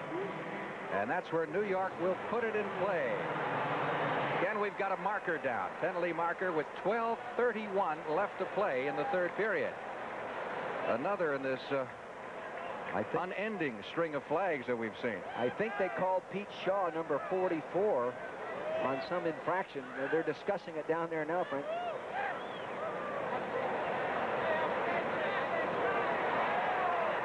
Illegal use of hands, holding call against the New York Giants. And again, the Giants going to start this drive with very poor field position, and Parcells doesn't like it at all. Holding number 44 on the receiving team during the return. 1st and 10. Good eye, Mr. Vermeil. Yeah, Coach Parcells, he's sitting over there right now, and he's starting to get mad, and he's starting to churn. He's trying to maintain his composure. Not easy. Not easy. Well, as we mentioned a couple of times in the first half, the name of the game is field position, and that's something the Giants haven't had for most of the ball game. 1st and 10. They're backed up to their 8-yard line. Last time, this resulted in a blocked punt. Sims. Rams are just playing great defense. Butch Wofolk gets absolutely nothing. Carl Ecker, number 55, penetrating that time and dropping him for a loss of a yard back to the 7th. Watch the little counter move made by the fullback coming back, and he's going to come over here with the help of both of these guards and try to get over here and break off this block right there. Here we go. Now watch it. Now watch the quarterback reverse. The running back takes a jab step. Now here comes the guard. Here comes the backside tackle. Onside guard didn't pull as I thought he did. Good defense by the Rams. 2nd and 11 for the Giants from the 7th. Sims trying to get something working for him. Goes to Gray, who's been his best weapon so far today, and he has troubles. Pass is ruled incomplete. Gray was out of bounds on the near sideline. 13 out of 22 now for Sims. Gray has caught 6 of those for a total of 72 yards. Tied for the lead last year in the NFC with 78 catches. He came into the ball game with only 6 catches compared to Johnson with 17 and Byron Williams with 16, and now he's having his day. But the Giants aren't having theirs. Takes more than one guy. 3rd and 11 from the 7th. They don't pick it up here. Jennings is going to have to do it out of the end zone again. Sims trying to get rid of it. Got it. It's a safety. They're calling it a safety. They're saying that Sims was in the grass, and Sims is hot. He thought he got rid of the ball. Let's take a look, and you make the decision yourself as a fan. You become the official. He's back now in the shotgun. He steps back. He's into the end zone. And now he's waiting. The pattern's taken away downfield. The rush is coming from behind. He can't see that. He starts to flush. He moves to his right. There. Oh, boy, that's close. Youngblood right there has him. Coach, you make the call. Now let's watch it again. Now watch Jack Youngblood, 85, coming to the right side of your screen. Now he's in the middle of your screen. Now he grabs him right there. I think he's in the grass. Good call by the official. Of course, one thing we can't hear up here is the whistle. No, the whistle blew and indicated that Sims was indeed in the grass, and that is the second safety that the Rams have pulled off. And once again, the Giants are going to have to free kick it from the 20-yard line, and Bill Parcells getting a little steamed over on the far side, where John Robinson kind of enjoying what he's seeing right now. John, Mr. Jennings, I don't believe I have ever seen two safeties in one football game. Have you, Frank? That's a rarity. I can't remember. That's 23 years of coaching. I don't remember. Sully gets credit for one, and of course Jack Youngblood will get credit for that one. And Jennings ready to free kick. 21 now to 6. Again coming down to the far side.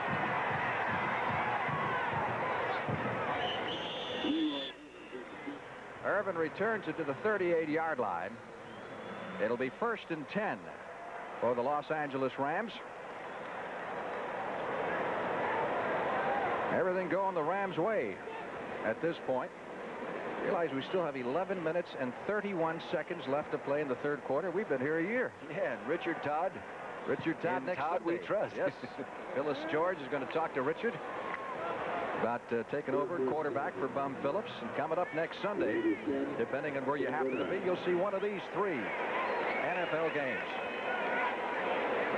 1st and 10 Rams at the 38-yard line. Dickerson got a block from Crutchfield, but it wasn't nearly enough. He got maybe a yard, and that's it.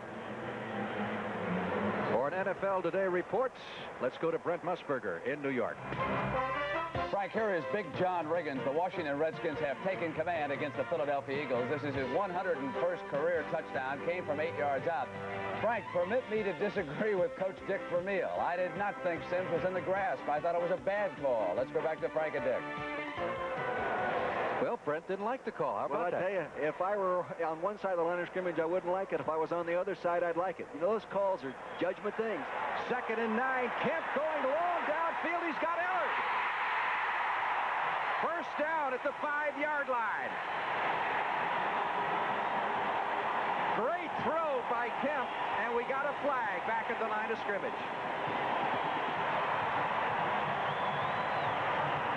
Penalty marker back at the line of scrimmage. Let's see if it's against the Giants. Gordon McCarter is moving down to the spot of the foul. That's a 56-yard pickup.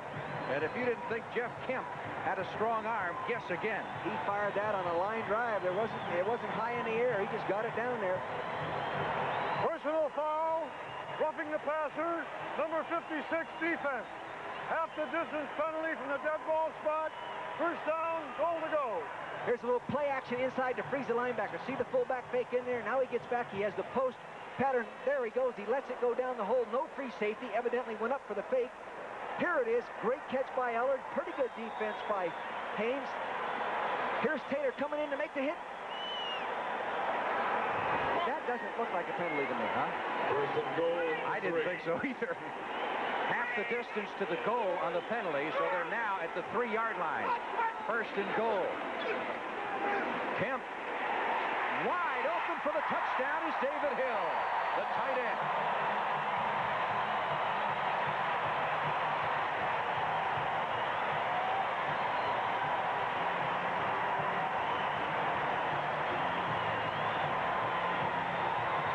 Everybody in the stadium, including the Giants, obviously thought they would go to the run. But Kemp doing a great job faking them out and hitting a wide open David Hill for the touchdown to make it 27-6 with the extra point try from Lansford to come.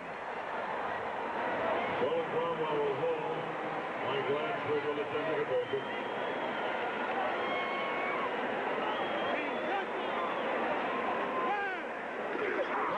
Puts it down. The extra point try is good.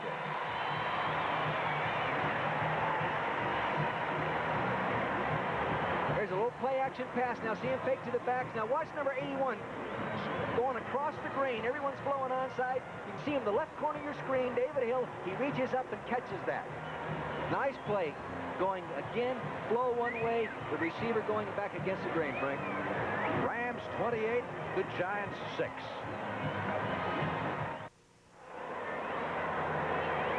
Lansford getting ready to kick off.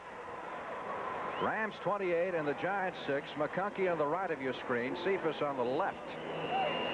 62-yard drive that time by the Rams, which is their longest drive of the day, coming down on Cephas' side.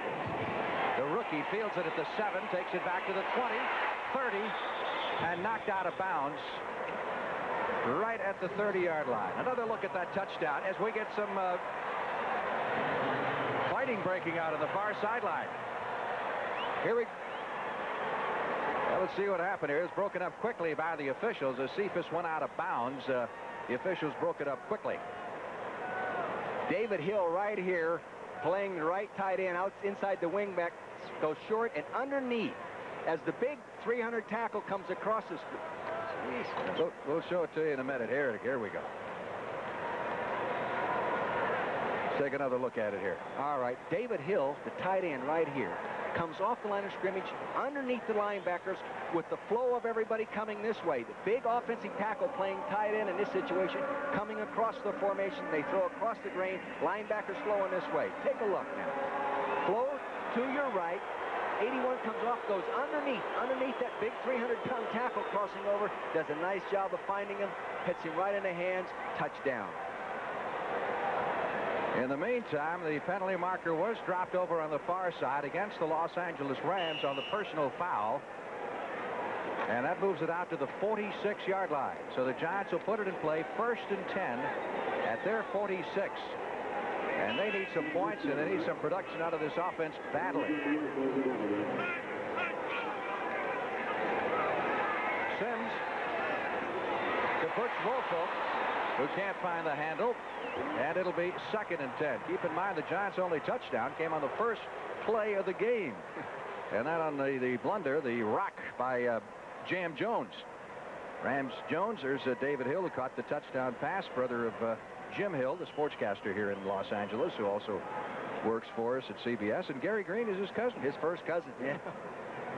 They all grew up together down in San Antonio. You know, that guy's only missed one game in his 9-year career. Missed one game. That's remarkable. 2nd and 10 at the 46-yard line. Giants still have only 8 yards rushing at this point. Sims on the roll. He is decked as he gets the pass away. Williams was there, couldn't hold it at the 10-yard line. Byron Williams, great speed. But he has dropped a few this year. He doesn't have the greatest hands in America. It's getting to be a frustrating day for Phil Sims. Watch the right linebacker, number 52, George Andrews, coming off the outside. A back goes to block him. He jumps over the top. Poor technique by Woolfolk. Now he comes in there. Boom! Right in the middle of the back. And boy, Frank, does that smart. That really hurts. Now he gets the ball downfield anyway, and Byron Williams drops it. Now, he's had a reputation of dropping the ball, but coming back and making the big play. Let's see if he does it. Now, the Giants have yet to convert a 3rd down. They're 0 for 7.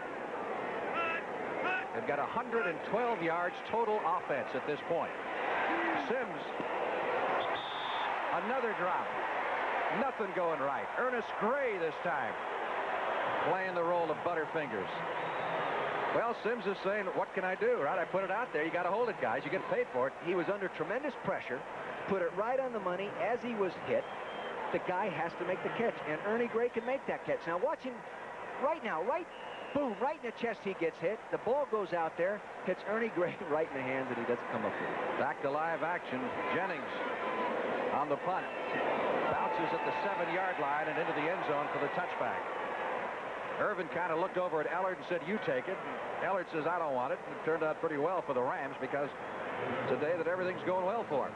Coach Parcell, I bet right now on the sideline, is really churning because they're just beating themselves with those kind of plays. And if they're going to go ahead and become a winning football team, and they just got to stop doing that. And I know that's street sense, but that's how simple it is. They dropped 3 passes in that series. Woolfolk dropped 1. Williams drops 1. Gray drops 1. 3 passes.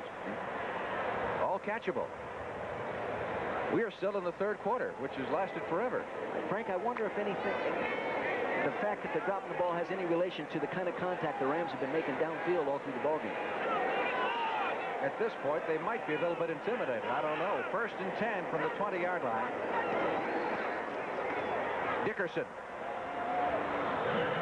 Out to about the 24. Rams leading by a score of 28-6 for Eric Dickerson, his 16th carry of the day. He only has 55 yards. You want to see Lawrence Taylor miss a tackle? Doesn't happen often. He is human. Now the tight end comes out to block him. He jumps around to the outside. Now see him in the middle of your screen working down there, but he doesn't come down hard enough, and the guy gets up inside him. When you close on Eric Dickerson, you better get there in a hurry. Close to 5 on the play. We'll call it 2nd down 5 for the Rams at their 25-yard line. Bouncing outside is Barry Redden. Williams runs him out of bounds, but not before he reaches the 40. And that's a 1st down for Los Angeles. Barry did a nice job of sliding along the line of scrimmage. It was taken away inside, and he slipped outside off the James McDonald's block and got out there in the perimeter of the defense. That might be the longest run they've had. Could very well be. Redden may have been shaken up a little bit as he comes off holding his right arm. There is Vince Ferragamo. Likes what he sees, I'm sure, but he'd like to be in there. Suffered that broken hand a couple of weeks ago, but he was off to a miserable start this year. Off to a poor start, but too talented to remain that way, and I think he'll come back strong once he gets healthy. Probably got another month before he'll be ready to go. Interesting to see if Kemp keeps going, what they'll do. Kemp just picking out his receivers. This time goes over the middle for the pass completion. Joe McLaughlin making the stop. Chris Faulkner, number 88, the tight end. College football on CBS. This is 1 week from Saturday. Illinois against Ohio State or Washington versus Stanford. A couple of clubs that are unbeaten. At Ohio State at 4-0. Washington 4-0. Both impressive yesterday. 2nd and 4. Dickerson trying to pick up the 1st down. A little bit short at about the 48-yard line. McLaughlin and Andy Hedden on the stop for the New York Giants. Giants have 15 rookies and first-year players on this ball club. Dickerson last year started with his first 3 ball games. He didn't pick up 100 yards, and here the guy winds up with 1,808 yards on the year. This year he started with 138 against Dallas, and the Steelers really did a job on him with 49 yards. Bill Bain, whose task has been to try to keep an eye at least on Lawrence Taylor. 3rd down. Rams need 1 for the 1st. They go with Crutchfield, and I don't know if he made it. Curtis McGriff, the left end, number 76, in the stop at Crutchfield.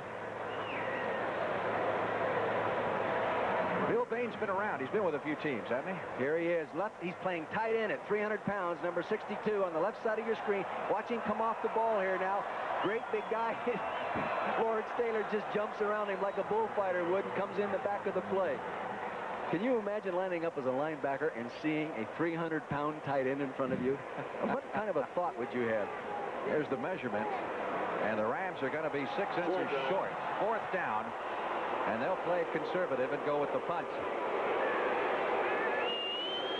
Fans don't like it, but good, solid, conservative football. When you're ahead 28-6, you certainly don't want to give the opposition chance to take over with field position at the 50. No, not at all. You know something I sensed in the Ram organization, coaching staff and players, that they were concerned that they weren't better than they had been, and they were really motivated to play well today. Now, I'm not saying they played that super, but they were really concerned with their past performances this year. 3rd quarter score, Denver 16, the Raiders 10. Misko to do the punting. McConkey is deep. 10-man rush by the Giants. Oh, he got this one away high. Bounces at the 10 and into the end zone. A great punt. Now, I wish I would have timed that one. He might have been able to call my bluff when he said he was going to hit the 5-5. Well, it was 50 yards on the punt. 50 yards high, too. Timeout. Rams lead the Giants 28-6. Back at Anaheim right after this. Giants have had the football 9 times and nothing to write home about. Oh, my gosh. I tell you, this, you know, they're just so far away from what they were when we saw them against the Redskins. Bobby Johnson in motion. Phil Simms comes out throwing. Had 3 dropped the last series. Going to Zeke Moad, who is back in the game after hurting his shoulder. Would have been a tough catch. Got it up there high and sort of strung him out with that kind of contact being made. It's hard to hold on to that one. That's the time left here in the 3rd period at Anaheim Stadium, which has lasted a lifetime for the New York Giants, I'm sure. They wish the goalpost would fall down again, probably. Rams just about doubling the total offense total of the Giants. They've run a punt back for a touchdown. They've had 2 safeties. Simms has missed now on his last 8 pass completions, but don't fault him on that. Not in all of them, anyway. Running game just hasn't gone anywhere. Carpenter hit Greg Meissner and George Andrews in there quickly. Here you're going to see a man come in motion, coming across the screen right here and try to block a linebacker. He does not get him. The linebacker comes right underneath him and makes the play as the running back comes across. Watch this now. Reverse pivot. Now watch the running back cut back. The man in motion did not make that play. He was supposed to block that linebacker 52, George Andrews. Well, it moves the Giants' rushing yardage from 8 to 6 for the game. Simms on 3rd and 12 goes over the middle. Ernest Gray hanging onto the football, but not enough for the first down. We mentioned the 2 safeties a moment ago that the Rams scored. It is the 10th time in the history of the National Football League that 2 safeties have been scored in one game. And the last time that the Rams did it was in 1973, and Freddie Dreyer got credit for both. Yes, I can remember the football game now that it was pointed out to me because I was coaching the offense at the Rams at the time. A real rarity. It's not a bad punt return average. No. 1 for 83. I'll guarantee you Monday he'll be leading the league. Jennings does not get off a good kick. Takes a Ram hop on top of that, goes out of bounds at the 46-yard line in the Rams end of the field, where they'll put it in play 1st and 10, only 28 yards for Jennings, as the kicking game has fallen apart along with everything else for the Giants so far.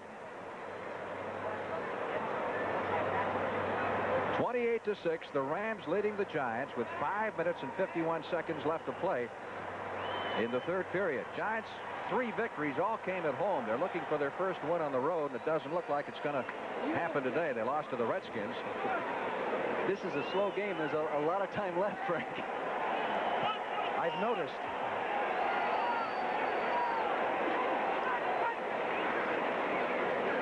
Dickerson. Dickerson at the 40, 30, down to the 20-yard line. A spectacular run by Eric Dickerson. What great moves at the line of scrimmage. He did. I really think they ran a safety blitz and he cut up inside it. Now watch it hand it off deep. He starts to his left. Now watch him cut back up inside. He's behind Carson right there. Poor tackle by Carson. Poor tackle by Kenny Hill. Now it's a rundown job by the defensive back number 23. I think that was 23. I have a hard time with the numbers all the way up here. Well, we're up pretty high. Perry Williams did make the stop. That was Perry. Okay. That's Dickerson, close to 100 yards now. He's at 92 after that 32-yard gallop. And a first down for the Rams at the Giant 20. Gooman, the man in motion. Kemp intended for Allard in the end zone. Hill coming over to cover. He was a triple jumper, but he can't jump that high. Yeah, he goes 54 foot in distance, not that high. That's right. You know, I don't remember seeing Perry Carson miss many tackles like that over the years coaching against him. Perry has not had a good year for the Giants so far. Off to a slow start, but I still believe he is maybe one of the 2 or 3 best inside linebackers in football when he is mentally right. I remember him saying a couple of weeks ago that win over the Cowboys was the highlight of his Giant career. He waited a long time. Well, he may not be used to winning. 2nd and 10. Crutchfield gets a couple. Nice play by George Martin, number 75, coming down in there and closing it off. Martin's brother plays with the Minnesota Vikings, Doug Martin. I didn't realize it, but you know there are 20 brother combinations playing in the National Football League? 20. I recruited Doug Martin to UCLA, and when I home visited his parents in Armijo, California, Armijo area, Fairfield, California, that is, George Martin set in on the home visit. I guarantee you I wasn't going to make a mistake in anything I said. That big lineman sitting there. 3rd down and 8. Rams at the 19-yard line of the Giants. Kemp for Guman in the end zone. Giants claiming there should have been offensive pass interference as Mark Haynes is all over the official. Here it is, Mark Haynes out there on a running back, number 44, or U-back as they call it here. Look, it actually looked like here that Guman offensively interfered with him right here. Now, I don't know. Let's see. No, I don't think so. I'd leave it go the way it was. No foul, no penalty. 4th and 8. Lansford has come on. This attempt will be from 35 yards away with Cromwell to hold. He's hit one from 33. It's good. When it goes right, it all goes right. And it's certainly been going right for the Los Angeles Rams, who now run their lead up to 31-6 with 4 minutes 5 seconds left in the 3rd period. Now let's go to Brent Musburger in New York. Frank, here's a play the coach used to love with the Eagles. Jaworski to Crutchfield, only this is Dickey of the Packers to Kaufman, and now the Packers lead the Bucks 20-17. Let's go back to Frank and Dick. Our score 31-6. The Rams out in front of the New York Giants. It's turning into the longest afternoon of the year so far for Bill Parcells' Giants. Of course, Parcells told us yesterday he doesn't know really what kind of football team he has, does he? He said it was way too early to start saying we're a real good football team. We hadn't proved it yet. There's a whole season to play. And he said maybe we're a little fragile. We still have some guys that aren't convinced that the way we're doing things are the best way to win and all that stuff. And it'll take him time to weed that out. Lansford is ready. McConkey at the 5. Back to the 15, and another flag as he is hit at the 18-yard line. Great contact again by the Rams. You know who made that play? Number 63, Mike McDonald, the guy that, remember they picked up for a playoff game last year, who was coaching a high school team around here. Needed somebody to snap the ball. Right. Penalty is against the Giants. You think he's happy? Yes, look at sir. it. Hey, look at what I did, Mom. He's excited, isn't he? A very fine deep snapper. Used to snap for USC. Yeah, right, for John Robertson at USC. Holding number 55 receiving team during the return. 1st and 10. Let's see if we can pick up that penalty. There, oh yeah, there he is. He's got him hooked. See the arm right around there? He's got a nice grip on him there. Oh my gosh, that is too obvious, young man. Number 55. Just short of a takedown and pin, I would say. Yeah, Gary Reason's a fine young linebacker, a rookie. Seems like the Giants have been starting inside their own 10 for the entire second half.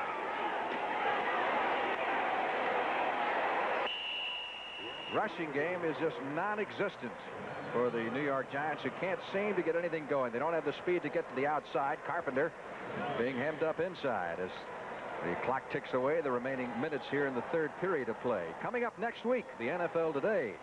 Phyllis George will feature Richard Todd of the New Orleans Saints. In Todd We Trust, and then regional action. Cowboys are now 4-1. Most of you will see that game. 2nd and 10 from the 10. Sims dragged down at the 4-yard line. Jack Youngblood. 14 years, and he can still do it. He'll be coming around to the left side of your screen. He'll appear right now. There he is, number 85, 34 years old, coming after Sims. He's going to get him right there. He's got him in the grass. It's a sack all the way. Jack Youngblood, 14-year veteran, 34 years old. He might be the guy that sets the standard for proving that an older man can play in this league. Old man, 34 isn't very old, is it? Well, for defensive end, I guess you'd have to say it's old. Giants just miserable trying to rush the football. That's the 5th time that Sims has been sacked.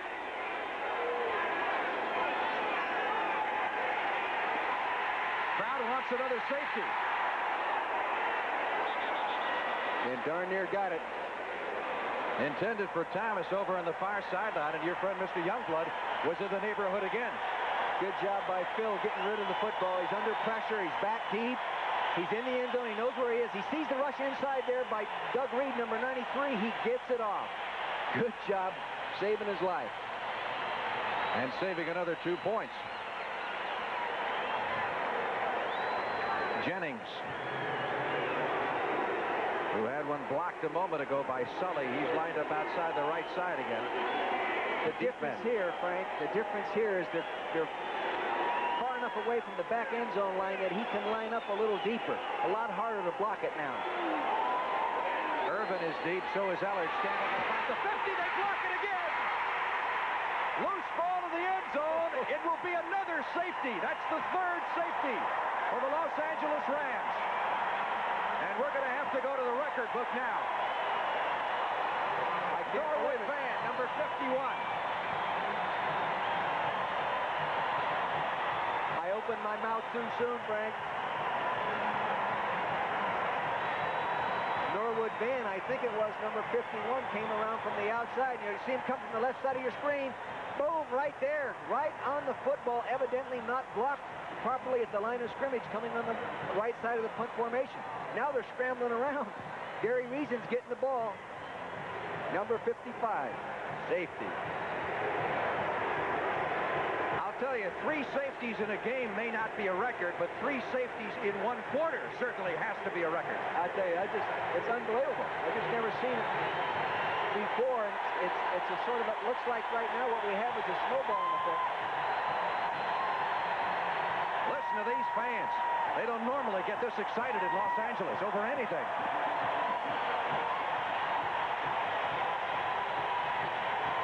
What a job their defense has done today. They've just dominated this football game. Their defense came into the league, into this ball game, giving up 352 yards a game, and today they're playing much better than that. Now maybe it's the Giants' offense just as inept today. Now we just checked the record book. 3 safeties in 1 game is a record. Is it really? The old record was 2, which was set, well, numerous times, actually. And certainly 3 in 1 quarter is just absolutely unbelievable. Irvin fielding the punt, or the free kick at the 20, across the 30 to the 40-yard line and up to the 43. It's been an unbelievable quarter. It really is. It's been an awfully long one.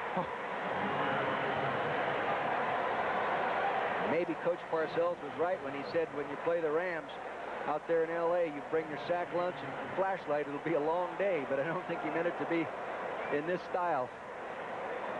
Now, you've just seen the newest entry into the NFL record books. Most safeties in a quarter and most safeties in a game. 3. By the Los Angeles Rams, and they got to be very happy. There's Youngblood on the left, Doss on the right. Youngblood feels like he's 22 now. Young Giant offensive line has been getting an education, and of course the specialty teams of the Giants really having problems. They're going to have to work on that punt protection. Kemp wants more for Farmer. Haynes down there with him. A point here, Frank. You get a ball game going like this, you've got a nice lead, and sometimes the offensive coordinator or it's the head coach calling the plays, to get so much confidence, they just start letting her wing, you know. Well, Kemp's having a good time, obviously. He's hit 8 out of 15 for 113 yards, but the star of this game certainly has to be the defense and the specialty team. Yeah. You could be misled by the end result of this game by thinking that the offense has dominated the game. 2nd and 10 from the 42-yard line.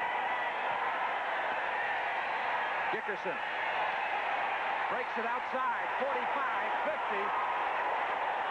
That'll put Dickerson over 100 rushing for the afternoon as he takes it to the 45-yard line of the New York Giants. Little George Farmer, number 84, a wide receiver. Hello there, Mr. Van. Look at, is he excited? How about that? Single game record for safeties by the Rams. 13-yard pickup by Dickerson. Nothing to it, he says, right? No. Let me add him again. George Farmer, a 5'10", 170-pound wide receiver, got a nice block on a linebacker that time. They put one speedster in there after the other. They got Ron Brown on one side, Farmer on the other. That's enough to scare you to death. Kemp. That's Brown trying to one-handed. We got a penalty marker thrown in the area where the ball was thrown. I think it's on Terry Kennard. There's the speed burner. Ron Brown, out of Arizona State, gold medal winner at the Olympics in the 400-meter relay, made an absolutely sensational catch last week against Cincinnati for a 52-yard touchdown. Illegal contact. Number 43 defense. 5-yard penalty. Automatic first down. On Terry Kennard for the illegal contact, which moved the ball to the 40-yard line. There's Ron Brown, the young man we were talking about. Ron Brown is coming out of a corner pattern right there. I really don't see the contact. May have happened early, maybe just beyond the 5-yard zone or something. No, it didn't happen that way, Frank. I didn't see the contact. That's a little bit of a critical call.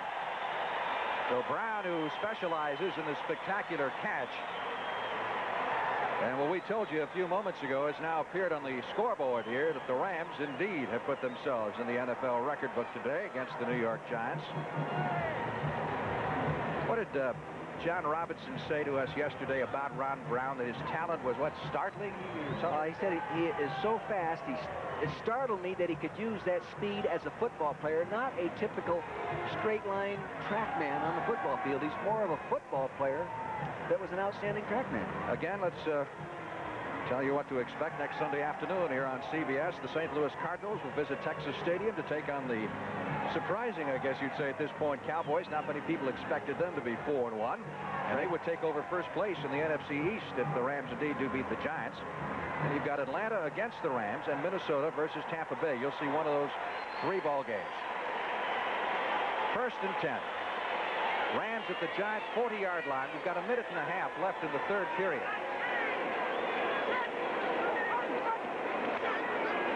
Dickerson. Running room over the right side. Another fine cut. Another first down. As he moves it to the 29-yard line. Boy, I tell you, that shows what kind of power that big running back has at 220 pounds. He cuts like a 180-pounder. He got those shoulders forward, and he started just running upfield. 116 yards rushing now for Eric Dickerson on 20 carries. And a first down for the Rams at the Giant 29-yard line. And if you're Bill Parcells, I think maybe you'd like to concede at the end of 3 quarters. The way this thing has been going. Ron Brown is up to the left side, up near the top of your screen. And they're giving him plenty of cushion. Kemp is looking for him. Kemp in trouble. Goes out of bounds at the 25-yard line. Good movement. Look at him run back. He loves to play football. Look at he's running back there. He can't wait to get in the huddle to make another play call. Other scores. Battle of the Bays. A tight one down in Tampa Bay. New Orleans putting another one on Houston. Detroit's coming back. Detroit's coming back strong. And San Francisco leading Atlanta. That shows me Atlanta's defense has improved, though, holding San Francisco to 14. Redskins, you know, they lose a couple players every week, it seems, and yet they keep on winning. They're a well-coached football team. Dwayne Crutchfield is retired to the locker room with a hand injury and may not be back. 2nd and 6. Barry Redden plows his way forward down to the 21-yard line. Harry Carson, number 53. And the stop for the New York Giants. Inside of 30 seconds now left to play in quarter number 3. Here's the other score. Denver leading the Raiders 16-13. In addition to the 3 safeties, we may have some kind of NFL record for the length of 1 quarter. This one has gone on for some time. I think it's gone on longer than the second one where the goalpost fell down. Well, we're now into the 4th, Frank. I wonder if the Denver Raider game is being played in the snow. We were flying out of there the other morning, and there was 2 inches of snow on the ground. That's the end of the 3rd quarter with the score. The Los Angeles Rams 33, the New York Giants 6. We now pause for a word from your local station. By Chrysler Plymouth, who invite you to discover the new technology of driving at your Chrysler Plymouth dealer. Light beer from Miller, everything you always wanted in a beer, and less. And by Owens Corning, our building products put your house in the pink. Frank Lieber along with Dick Vermeil. Welcome back to Anaheim Stadium, where some of the fans are heading for the beach, I think, as we head into the last quarter, thinking the Rams got this thing in pretty good shape. Los Angeles comes up with a third down. They need a long yard for the first down. They're at the Giant 21-yard line.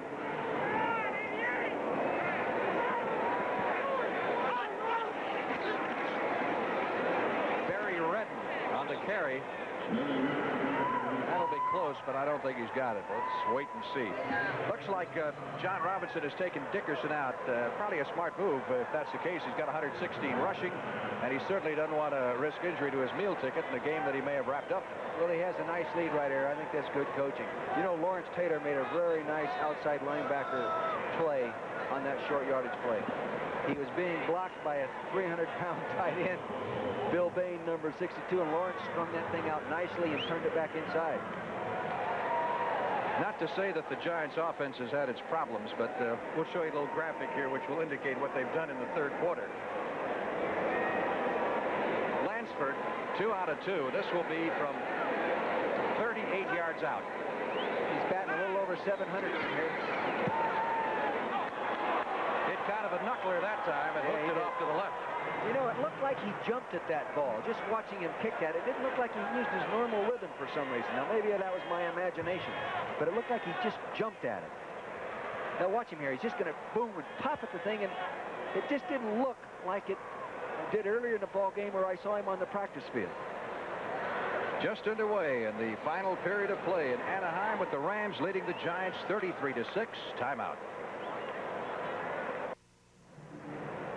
Giants 1st and 10 from their 20-yard line. This may be their best field position starting a drive in the entire second half.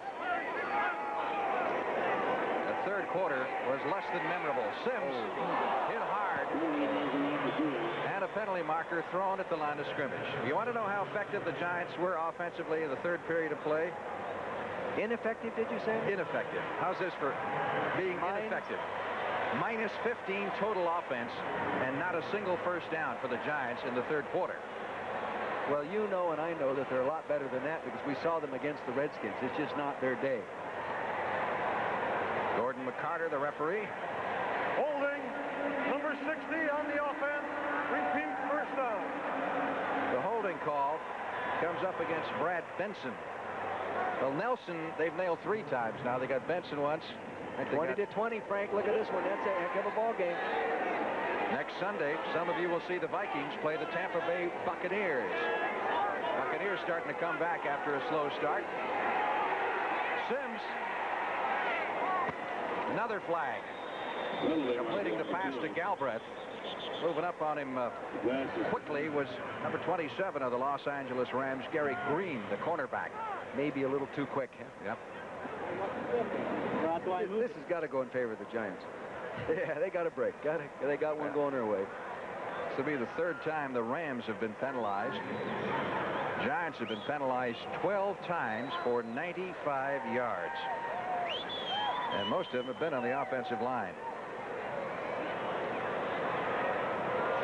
You know, I checked out Bud Goody's computer reports over the weekend, Frank, and the computer tells us that the Illegal contact, number 27 on the defense, 5-yard penalty, automatic first down. It tells us that the offensive and defensive penalties are up 13% over the average last year. After 4 weeks now, that'll probably balance out as the season goes, but that's where it is right now. Automatic first down along with the 5-yard penalty. 1st and 10 from the 16-yard line. That's their first down of the second half. Bobby Johnson did not hold it. Again, Sims throwing the ball right on the money, and Johnson could not hang on to the football.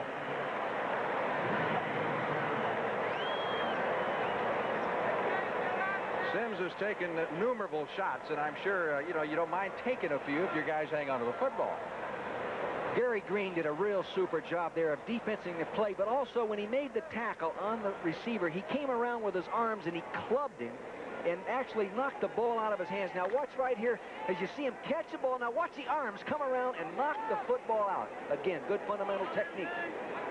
Veteran defensive back from Baylor, who was in the Pro Bowl last year, is a member of the Kansas City Chiefs on 2nd and 10. Sims looking downfield. Galbraith managed to hang on to this one at the 23-yard line. Be a little bit short of the first down. Here's a final score in the Saints ball game. They beat Houston, so the Oilers remain winless. San Francisco still leading Atlanta in that game, which is in the fourth quarter, and San Diego trying to hold off Detroit in the final period. Our score 33-6. It's been all Rams. Not so much offense really, but Rams defense and specialty teams. How's this for a third down conversion statistic? The Giants are 0 for 10. You'd say it's perfect. Carpenter didn't get it. 0 for 11. 0 for 11. They've had one first down in the second half, and that was the one a moment ago about the penalty. Yeah. You have to give the defensive coordinator from the Los Angeles Rams, Fritz Schirmer, real credit for doing a fine job of preparing that defensive team today. Steve Schaefer, the secondary coach, Marv Goode, the defensive line coach, Larry Brooks, defensive line, Fred Whittingham. They've done a fine job of preparing the Ram defense. Carpenter has carried the ball 8 times for 4 yards. Woolfolk has carried it 3 times for 2 yards. So they've had a total of 6 yards rushing. And at this point, I guess it doesn't make any difference since Jennings is having a tough day. You might as well go for it. Might as well. 4th and a yard for the first down. Giants at their own 25. I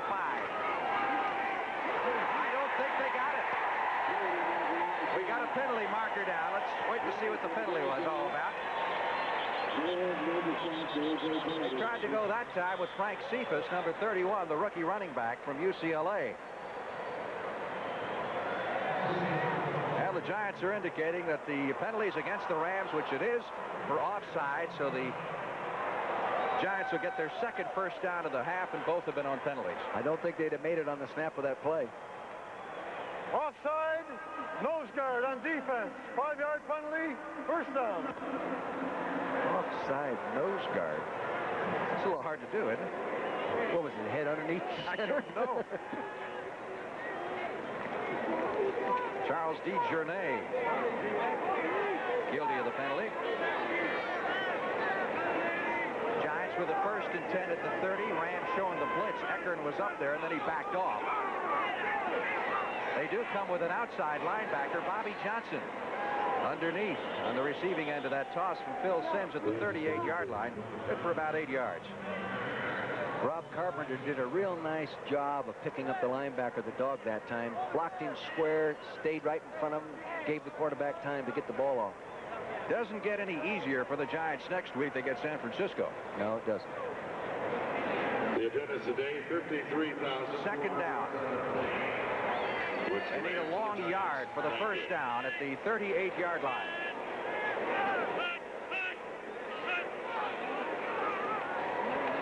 Simms on a little half roll, buys some protection time, gets the pass away, but had some problems with it. McConkey was the intended receiver.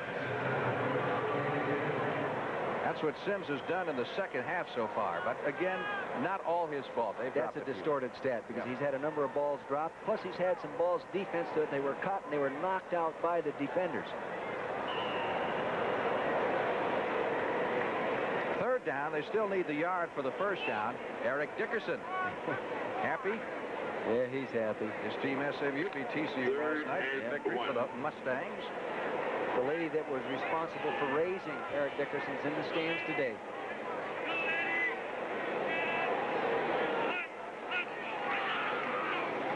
Cephas.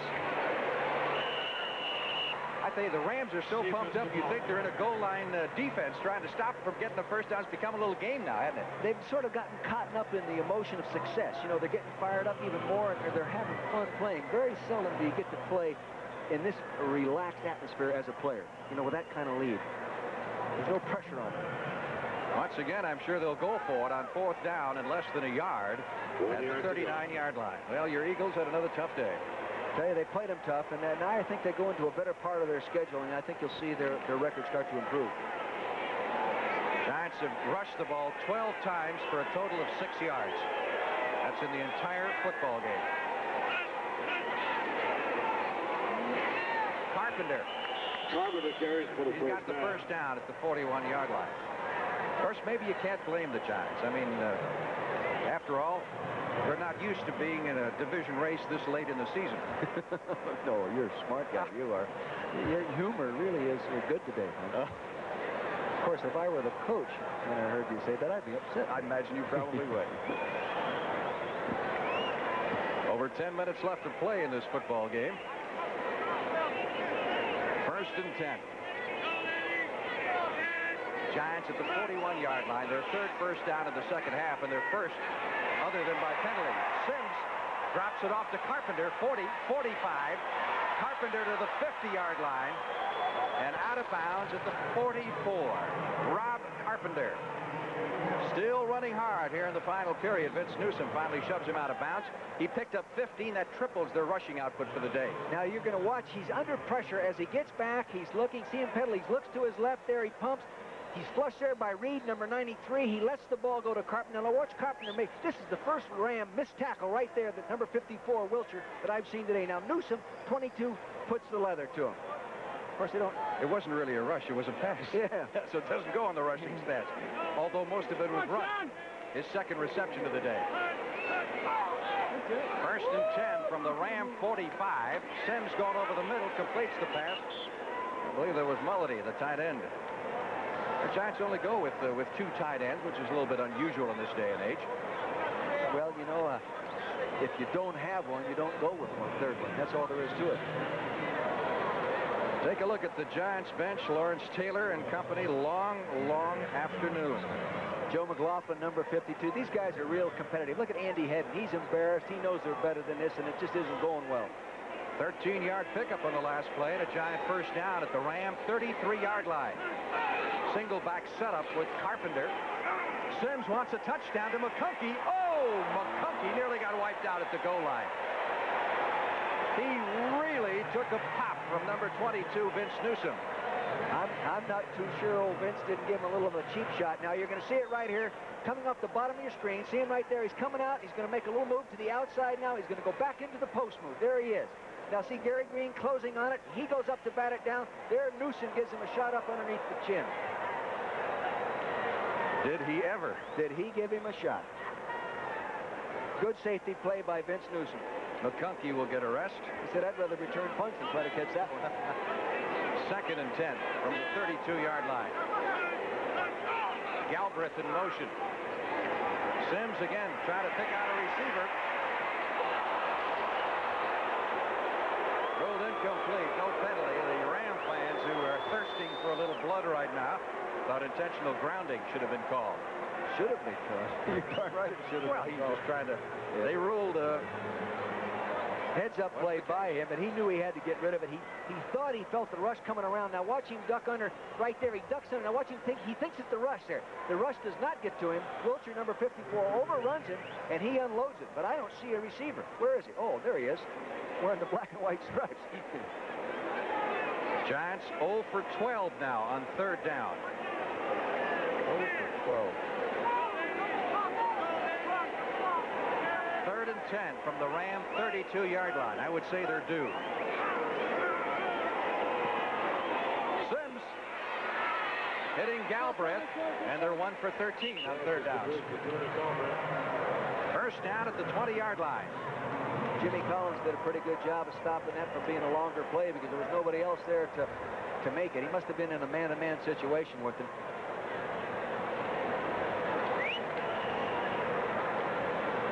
Don't forget 60 minutes following football. Except for those of you on the West Coast who will see it at its regularly scheduled time. If you're lucky. We may go right up until it's regularly scheduled time, the length of this ball game. 8.5 minutes to go. First and 10 Giants. Sims looking deep, intended for Mullity. And Mullity took a pop that time, I believe, from Green. Boy, they are physical. He did, you know that... It was Newsom again. Yes, Newsom. Phil tried to hold the safeties to his left by pumping the ball to his left, then coming back and throwing to his right, and the safeties didn't take the bite and went right over and made the play. Now you'll see this hit. How would you like to try to make this catch, Frank? Right there in that crowd. Now watch. Boom!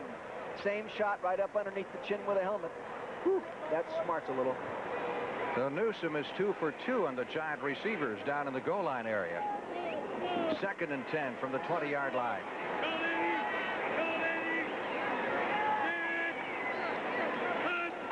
Lionel Manuel in motion.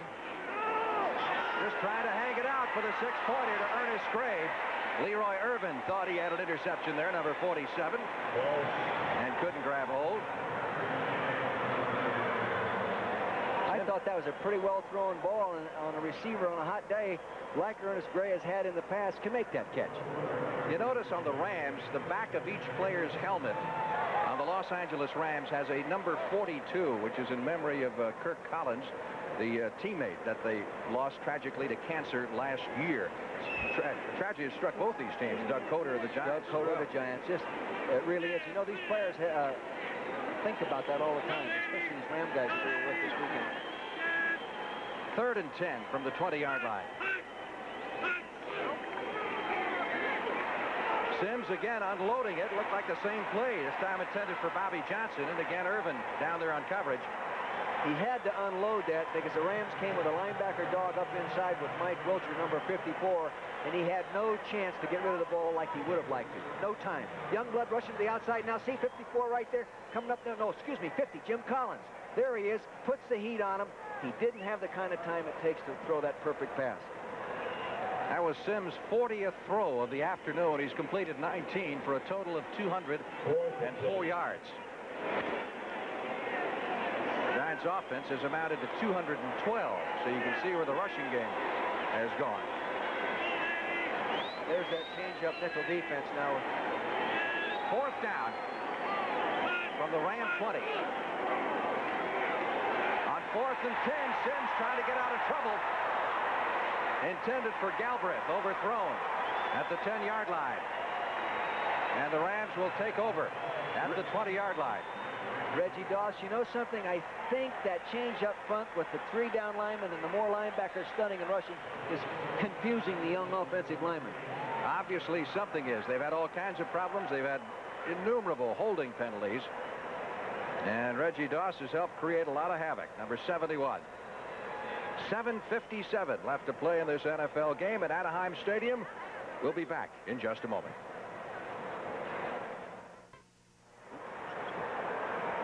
Maybe he's the condemned man with one last call. I don't know, but he's talking to the coach right there. He says, you didn't tell me it was going to be like this today. Phil Sims, the Giant quarterback for whom it's been a very long day. 1st and 10 for the Los Angeles Rams at the 20-yard line.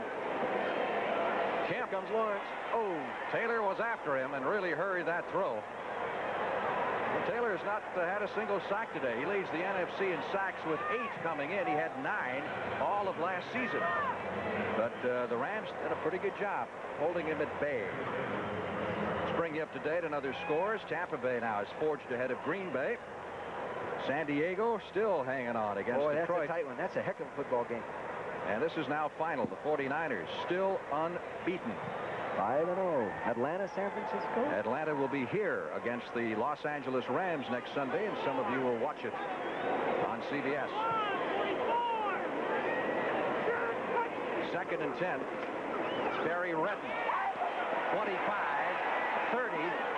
Nice little move on Perry Williams before being shoved out of bounds. Taylor continues to have problems. See number 56 right there. He feels he's being held. See, he's being held and clamped in there and pulled with a jersey, which he is definitely being held by James McDonald, and he is upset about it. James McDonald, the backup tight end, number 83, had him locked up inside, but the officials couldn't see that. He let the official know about it. Oh, Lawrence said one thing. He's getting a little tired of playing on these big guys. You know, they keep throwing the 300-pounders at him.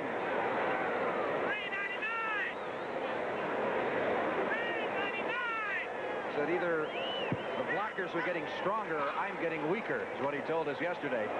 Dickerson, who's come back into the game, gets nothing on that carry. For an NFL Today report, let's check in with Brent in New York.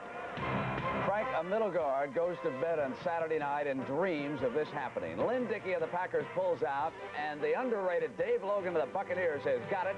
Zips in for the touchdown, 27-20, the Bucs lead. Let's go back to Frank. Well, they haven't had much to cheer about at Tampa Bay this year. No, they haven't. Maybe today will be their day. Second down, 12 for the Rams at their own 34-yard line. 7 minutes left to play in the ball game. Kemp threw that one kind of up for grabs in the general direction of Farmer. Haynes was over there on coverage. Pretty good rush that time by the Giants. Yeah, Joe McLaughlin, number 52, moving around to the outside, the right side of your screen. See him coming from the outside. He's normally an inside backer. They lined up differently. The stunt was not picked up properly. Here he comes. He gets a good heat on him right there, but the ball is gone. Kemp is 8 out of 17 for 113 yards. He's a street fighter, that guy is. He'll battle you. You know, we've been harping on the third down conversions of the Giants. The Rams are only 2 out of 10. That's nothing to write home about either. That's why I said earlier in the game, Frank, it's a strange game. Strange game. The Rams can't be misled in terms of the success here. Ooh, Dickerson. Well, we thought he took Dickerson out for the remainder of the afternoon with a 33-6 lead. Now, why would you take a chance of getting a horse like this injured? Coach, I don't know. I really don't know. I mean, that would be dreadful. How would you feel if you were... Huh? He tore up a knee or something. There's John Robinson. John runs a little different camp than Parcells. A little bit looser, isn't he? Well, I don't know if I know he doesn't have weigh-ins and those kind of things. Thank heaven for a few guys in that ball club. Yeah, they're big. There's no question about it. But it's just a little different philosophy. The players really enjoy playing for John Robinson. They really do. And I'm sure they do Bill Parcells. Looks like the Giants are coming here. They've got 10 men at the line of scrimmage.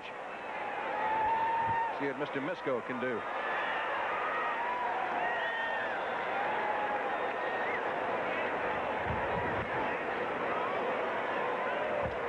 McConkey, fair catch, 19-yard line.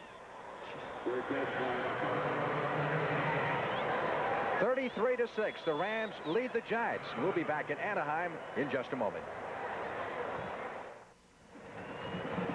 It looks like Mike Barber's going to get another week to rest that knee he was operated on 7 weeks ago. It was his 8th knee operation. They're going to need him before the year's out. They will, and he really helps their offense. In fact, he caught 2 touchdown passes against the Giants last year. Here's Sims. Nice catch by Butch Woolfolk at the 20. And then he's shoved back to about the 18-yard line. Turned out to be a net loss on the play. And one of the Giants looks to be shaken up, and I think it's Woolfolk. 60 minutes coming up right after the football game, except for those of you on the West Coast who will see it at its regularly scheduled time. We're into all new shows now on 60 Minutes, in addition to the rest of the Sunday night lineup on CBS. Second down and 10 for the New York Giants. Manuel's going to be set in the slot inside of Ernest Gray down at the bottom of your screen.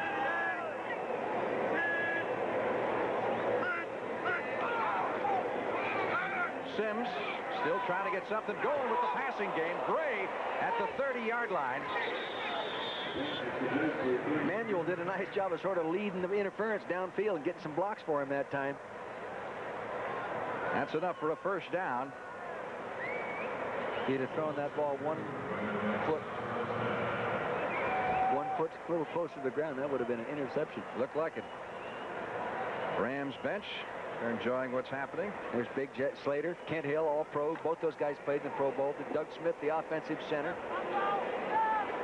First and 10 for the Giants at their 38-yard line. 5 minutes, 4 seconds left to play in the game. Sims has his arm hit as he tries to get the pass off, and it falls harmlessly to the ground here at Anaheim Stadium.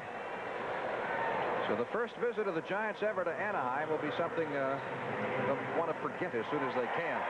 Mr. Sims is a little bumped and bruised. He's got elbows that are red and bruised and ribs that are sore, and he's taken a beating.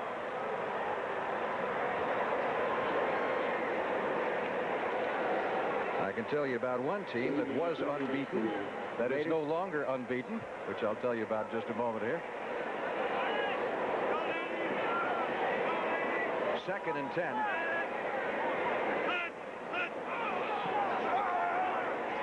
From the 38-yard line, Sims with the sideline throw again. Completes that sideline pattern. And this time to Bobby Johnson. He does a great job of getting that ball over the linebackers. That's a dangerous throw out there. It was the same linebacker, Mike Wilshire, who played behind Lawrence Taylor at North Carolina, who made the leap and came down and looked like he sprained his ankle. He limped off the field. Here it is. Oh, my gosh. I wonder if it did snow up there.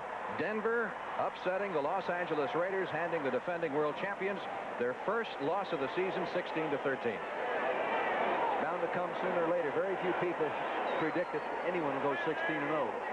1st and 10, Giants ball at the 46-yard line of the Los Angeles Rams. Sims trying to get a consolation score. Mulledy for the first down at the 25-yard line.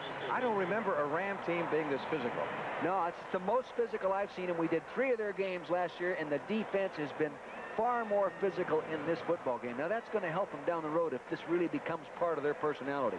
David Crotip making the stop that time. There's the time remaining in the football game. Giants offense hasn't scored. Again, if you joined us late, their only touchdown came the opening play of the game, the opening kickoff, when Jam Jones of the Rams failed to cover the opening kickoff, and the Giants fell on it in the end zone. Sims has now thrown it 46 times. Hogaboom throw it 43 times against the Rams. The opening game of the year. Sims again getting the pass off under a lot of pressure and had a lot of steam taken off. Owens was all over him. DeJournay was in there. Here it is. See Owens right there. I think that could have been called a headshot right there. I think he gave it to him right square in the face mask. Could have been a personal foul call, and I think Phil Sims called it to the attention of the referee. 4 minutes and 2 seconds left to play. Nothing you can do now. It's stand there and take it and hope it runs by quickly and regroup for next week.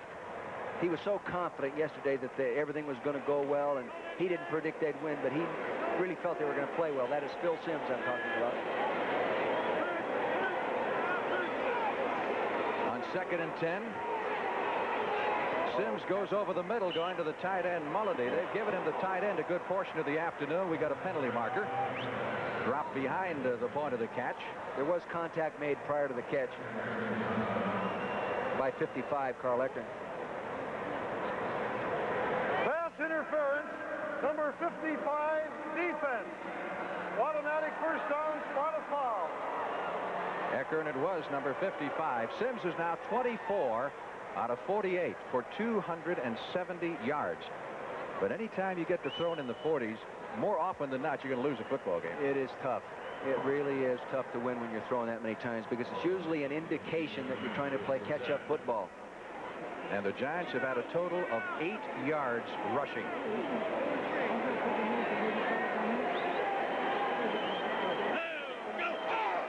First and 10 from the 15-yard line. Ernest Gray, touchdown, New York. You can't throw it any better, and you can't make the play any better than Ernest Gray did, and Phil Sims. Extremely well done.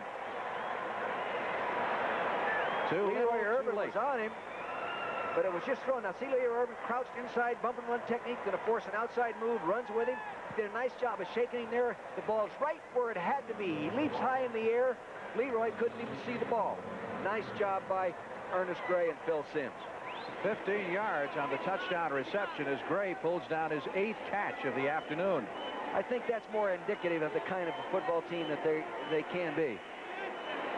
Haji Sheik on to try the extra point. He missed it the first time and misses this one as it hits the upright and bounces back. So he is 0 for 2 for extra points after being perfect this year.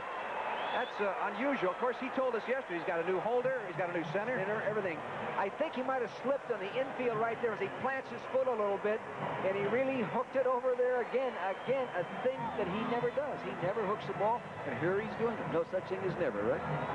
Never say never. Never say never. Ali Haji Sheik, last year NFL record, 35 field goals. Here it is. Again, I think he did slip a little bit there as he planted his foot, but look at him. Jeff Rutledge is his holder. So a bad day all the way around for the Giants, who trail 33-12.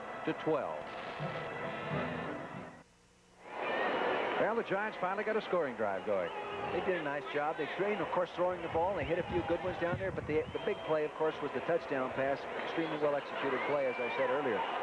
That play is hard to defense unless the defender can turn when the receiver looks back for the ball. There's the deep man. You see Hill 87 and Allard 80, but Rams are anticipating onside kick, and they ran one back for a touchdown last week against Cincinnati. Gooman did. Gooman did, yeah. Giants kick it away. Allard fumbling the ball at the 2, brings it out to the 5, and up to the 13-yard line, and another marker is down. Another penalty marker, one of so many. 60 minutes coming up right after the football game, except on the West Coast, where you'll see it at the regularly scheduled time. Tonight on CBS, in addition to 60 Minutes. Flag is being picked up. No foul on the play. Murder, She Wrote. That's an Angela Lansbury thing. That's got some great reviews. New series and the premiere of Trapper John M.D. coming up tonight on CBS right after the ball game. Well, we'll be flying home. We won't see any of them. Another final score. San Diego hung on. They were ahead 24-7 in that game. The Lions almost came back and pulled it out. Chargers win it 27-24. Detroit has, what, one win now? I believe that's right. Yeah, we saw them beat Atlanta. New quarterback, Steve Dills, has come in for the Rams. They'll try to run down the clock here. Barry Redden broke a couple tackles, got it out across the 20 to about the 23-yard line. This guy's a fine football player, Barry Redden, number 30, an outstanding student in college, on the dean's list, working on his master's degree right now. Yeah. Dills was picked up by the Rams last week from the Minnesota Vikings, who had 4 quarterbacks, and John Robinson said the guy they wanted was Archie Manning, but he cost too much. Yeah, so they had to settle for Dills, who they gave up a medium-round draft choice to get him. I've seen Dills have some outstanding games at Minnesota in miserable conditions and win football games. So I think he's a valuable commodity at this time. Measurement over on the far side. He played a lot last year. You remember Tommy Kramer got hurt. Right. He played a good portion of the season. He's come off the bench in years past, too, when Kramer was there, and taken the team on in and won the football game for him. Well, he's a valuable piece of insurance because the Rams were going with just 2 quarterbacks on their roster, with Ferragamo and with Kemp, and that's a bit of a gamble in itself as you look at this rushing yardage figure. It also demonstrates what kind of confidence John Robinson and his staff had in Jeff Kemp. Indeed. Well, they traded Steve Fuller away. People in the National Football League tend to stereotype guys. If they weren't drafted real high and they aren't a certain height and weight and all that kind of stuff, it almost means you're not supposed to be able to play well. And John Robinson doesn't buy all that stuff. They list Kemp at 6'1", but I doubt that seriously. He's got to be 5'10", somewhere there. Wouldn't you say 5'11"? He's tall enough, though. Second down. They need 1 for the first down.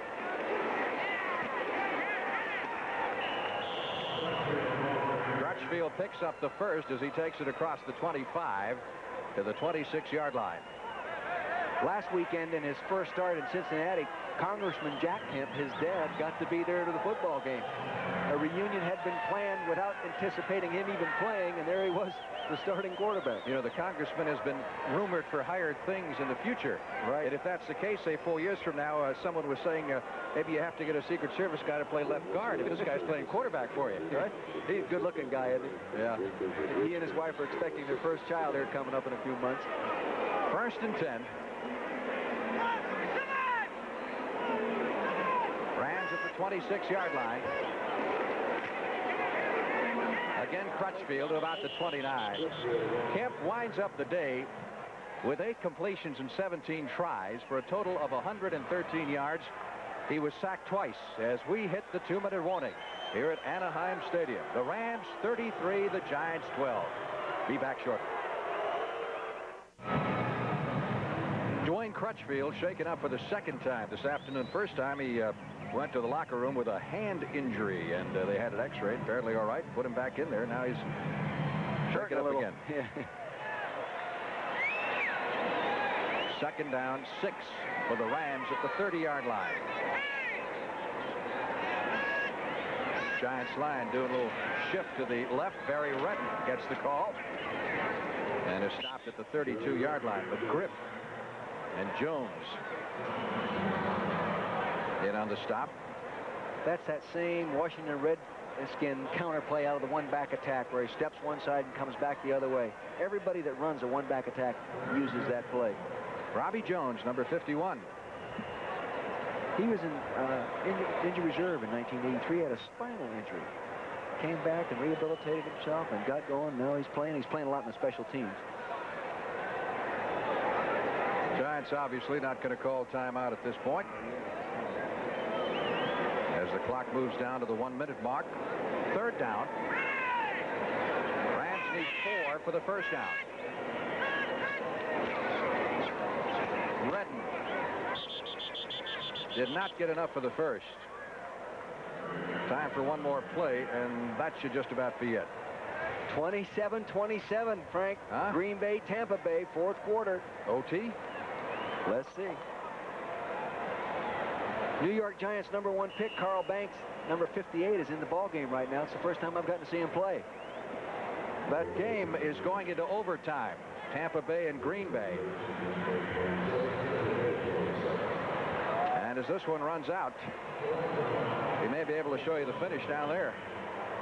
It's going to be a little more exciting than anything we've seen so far. Misko back to do the punting on 4th and a yard.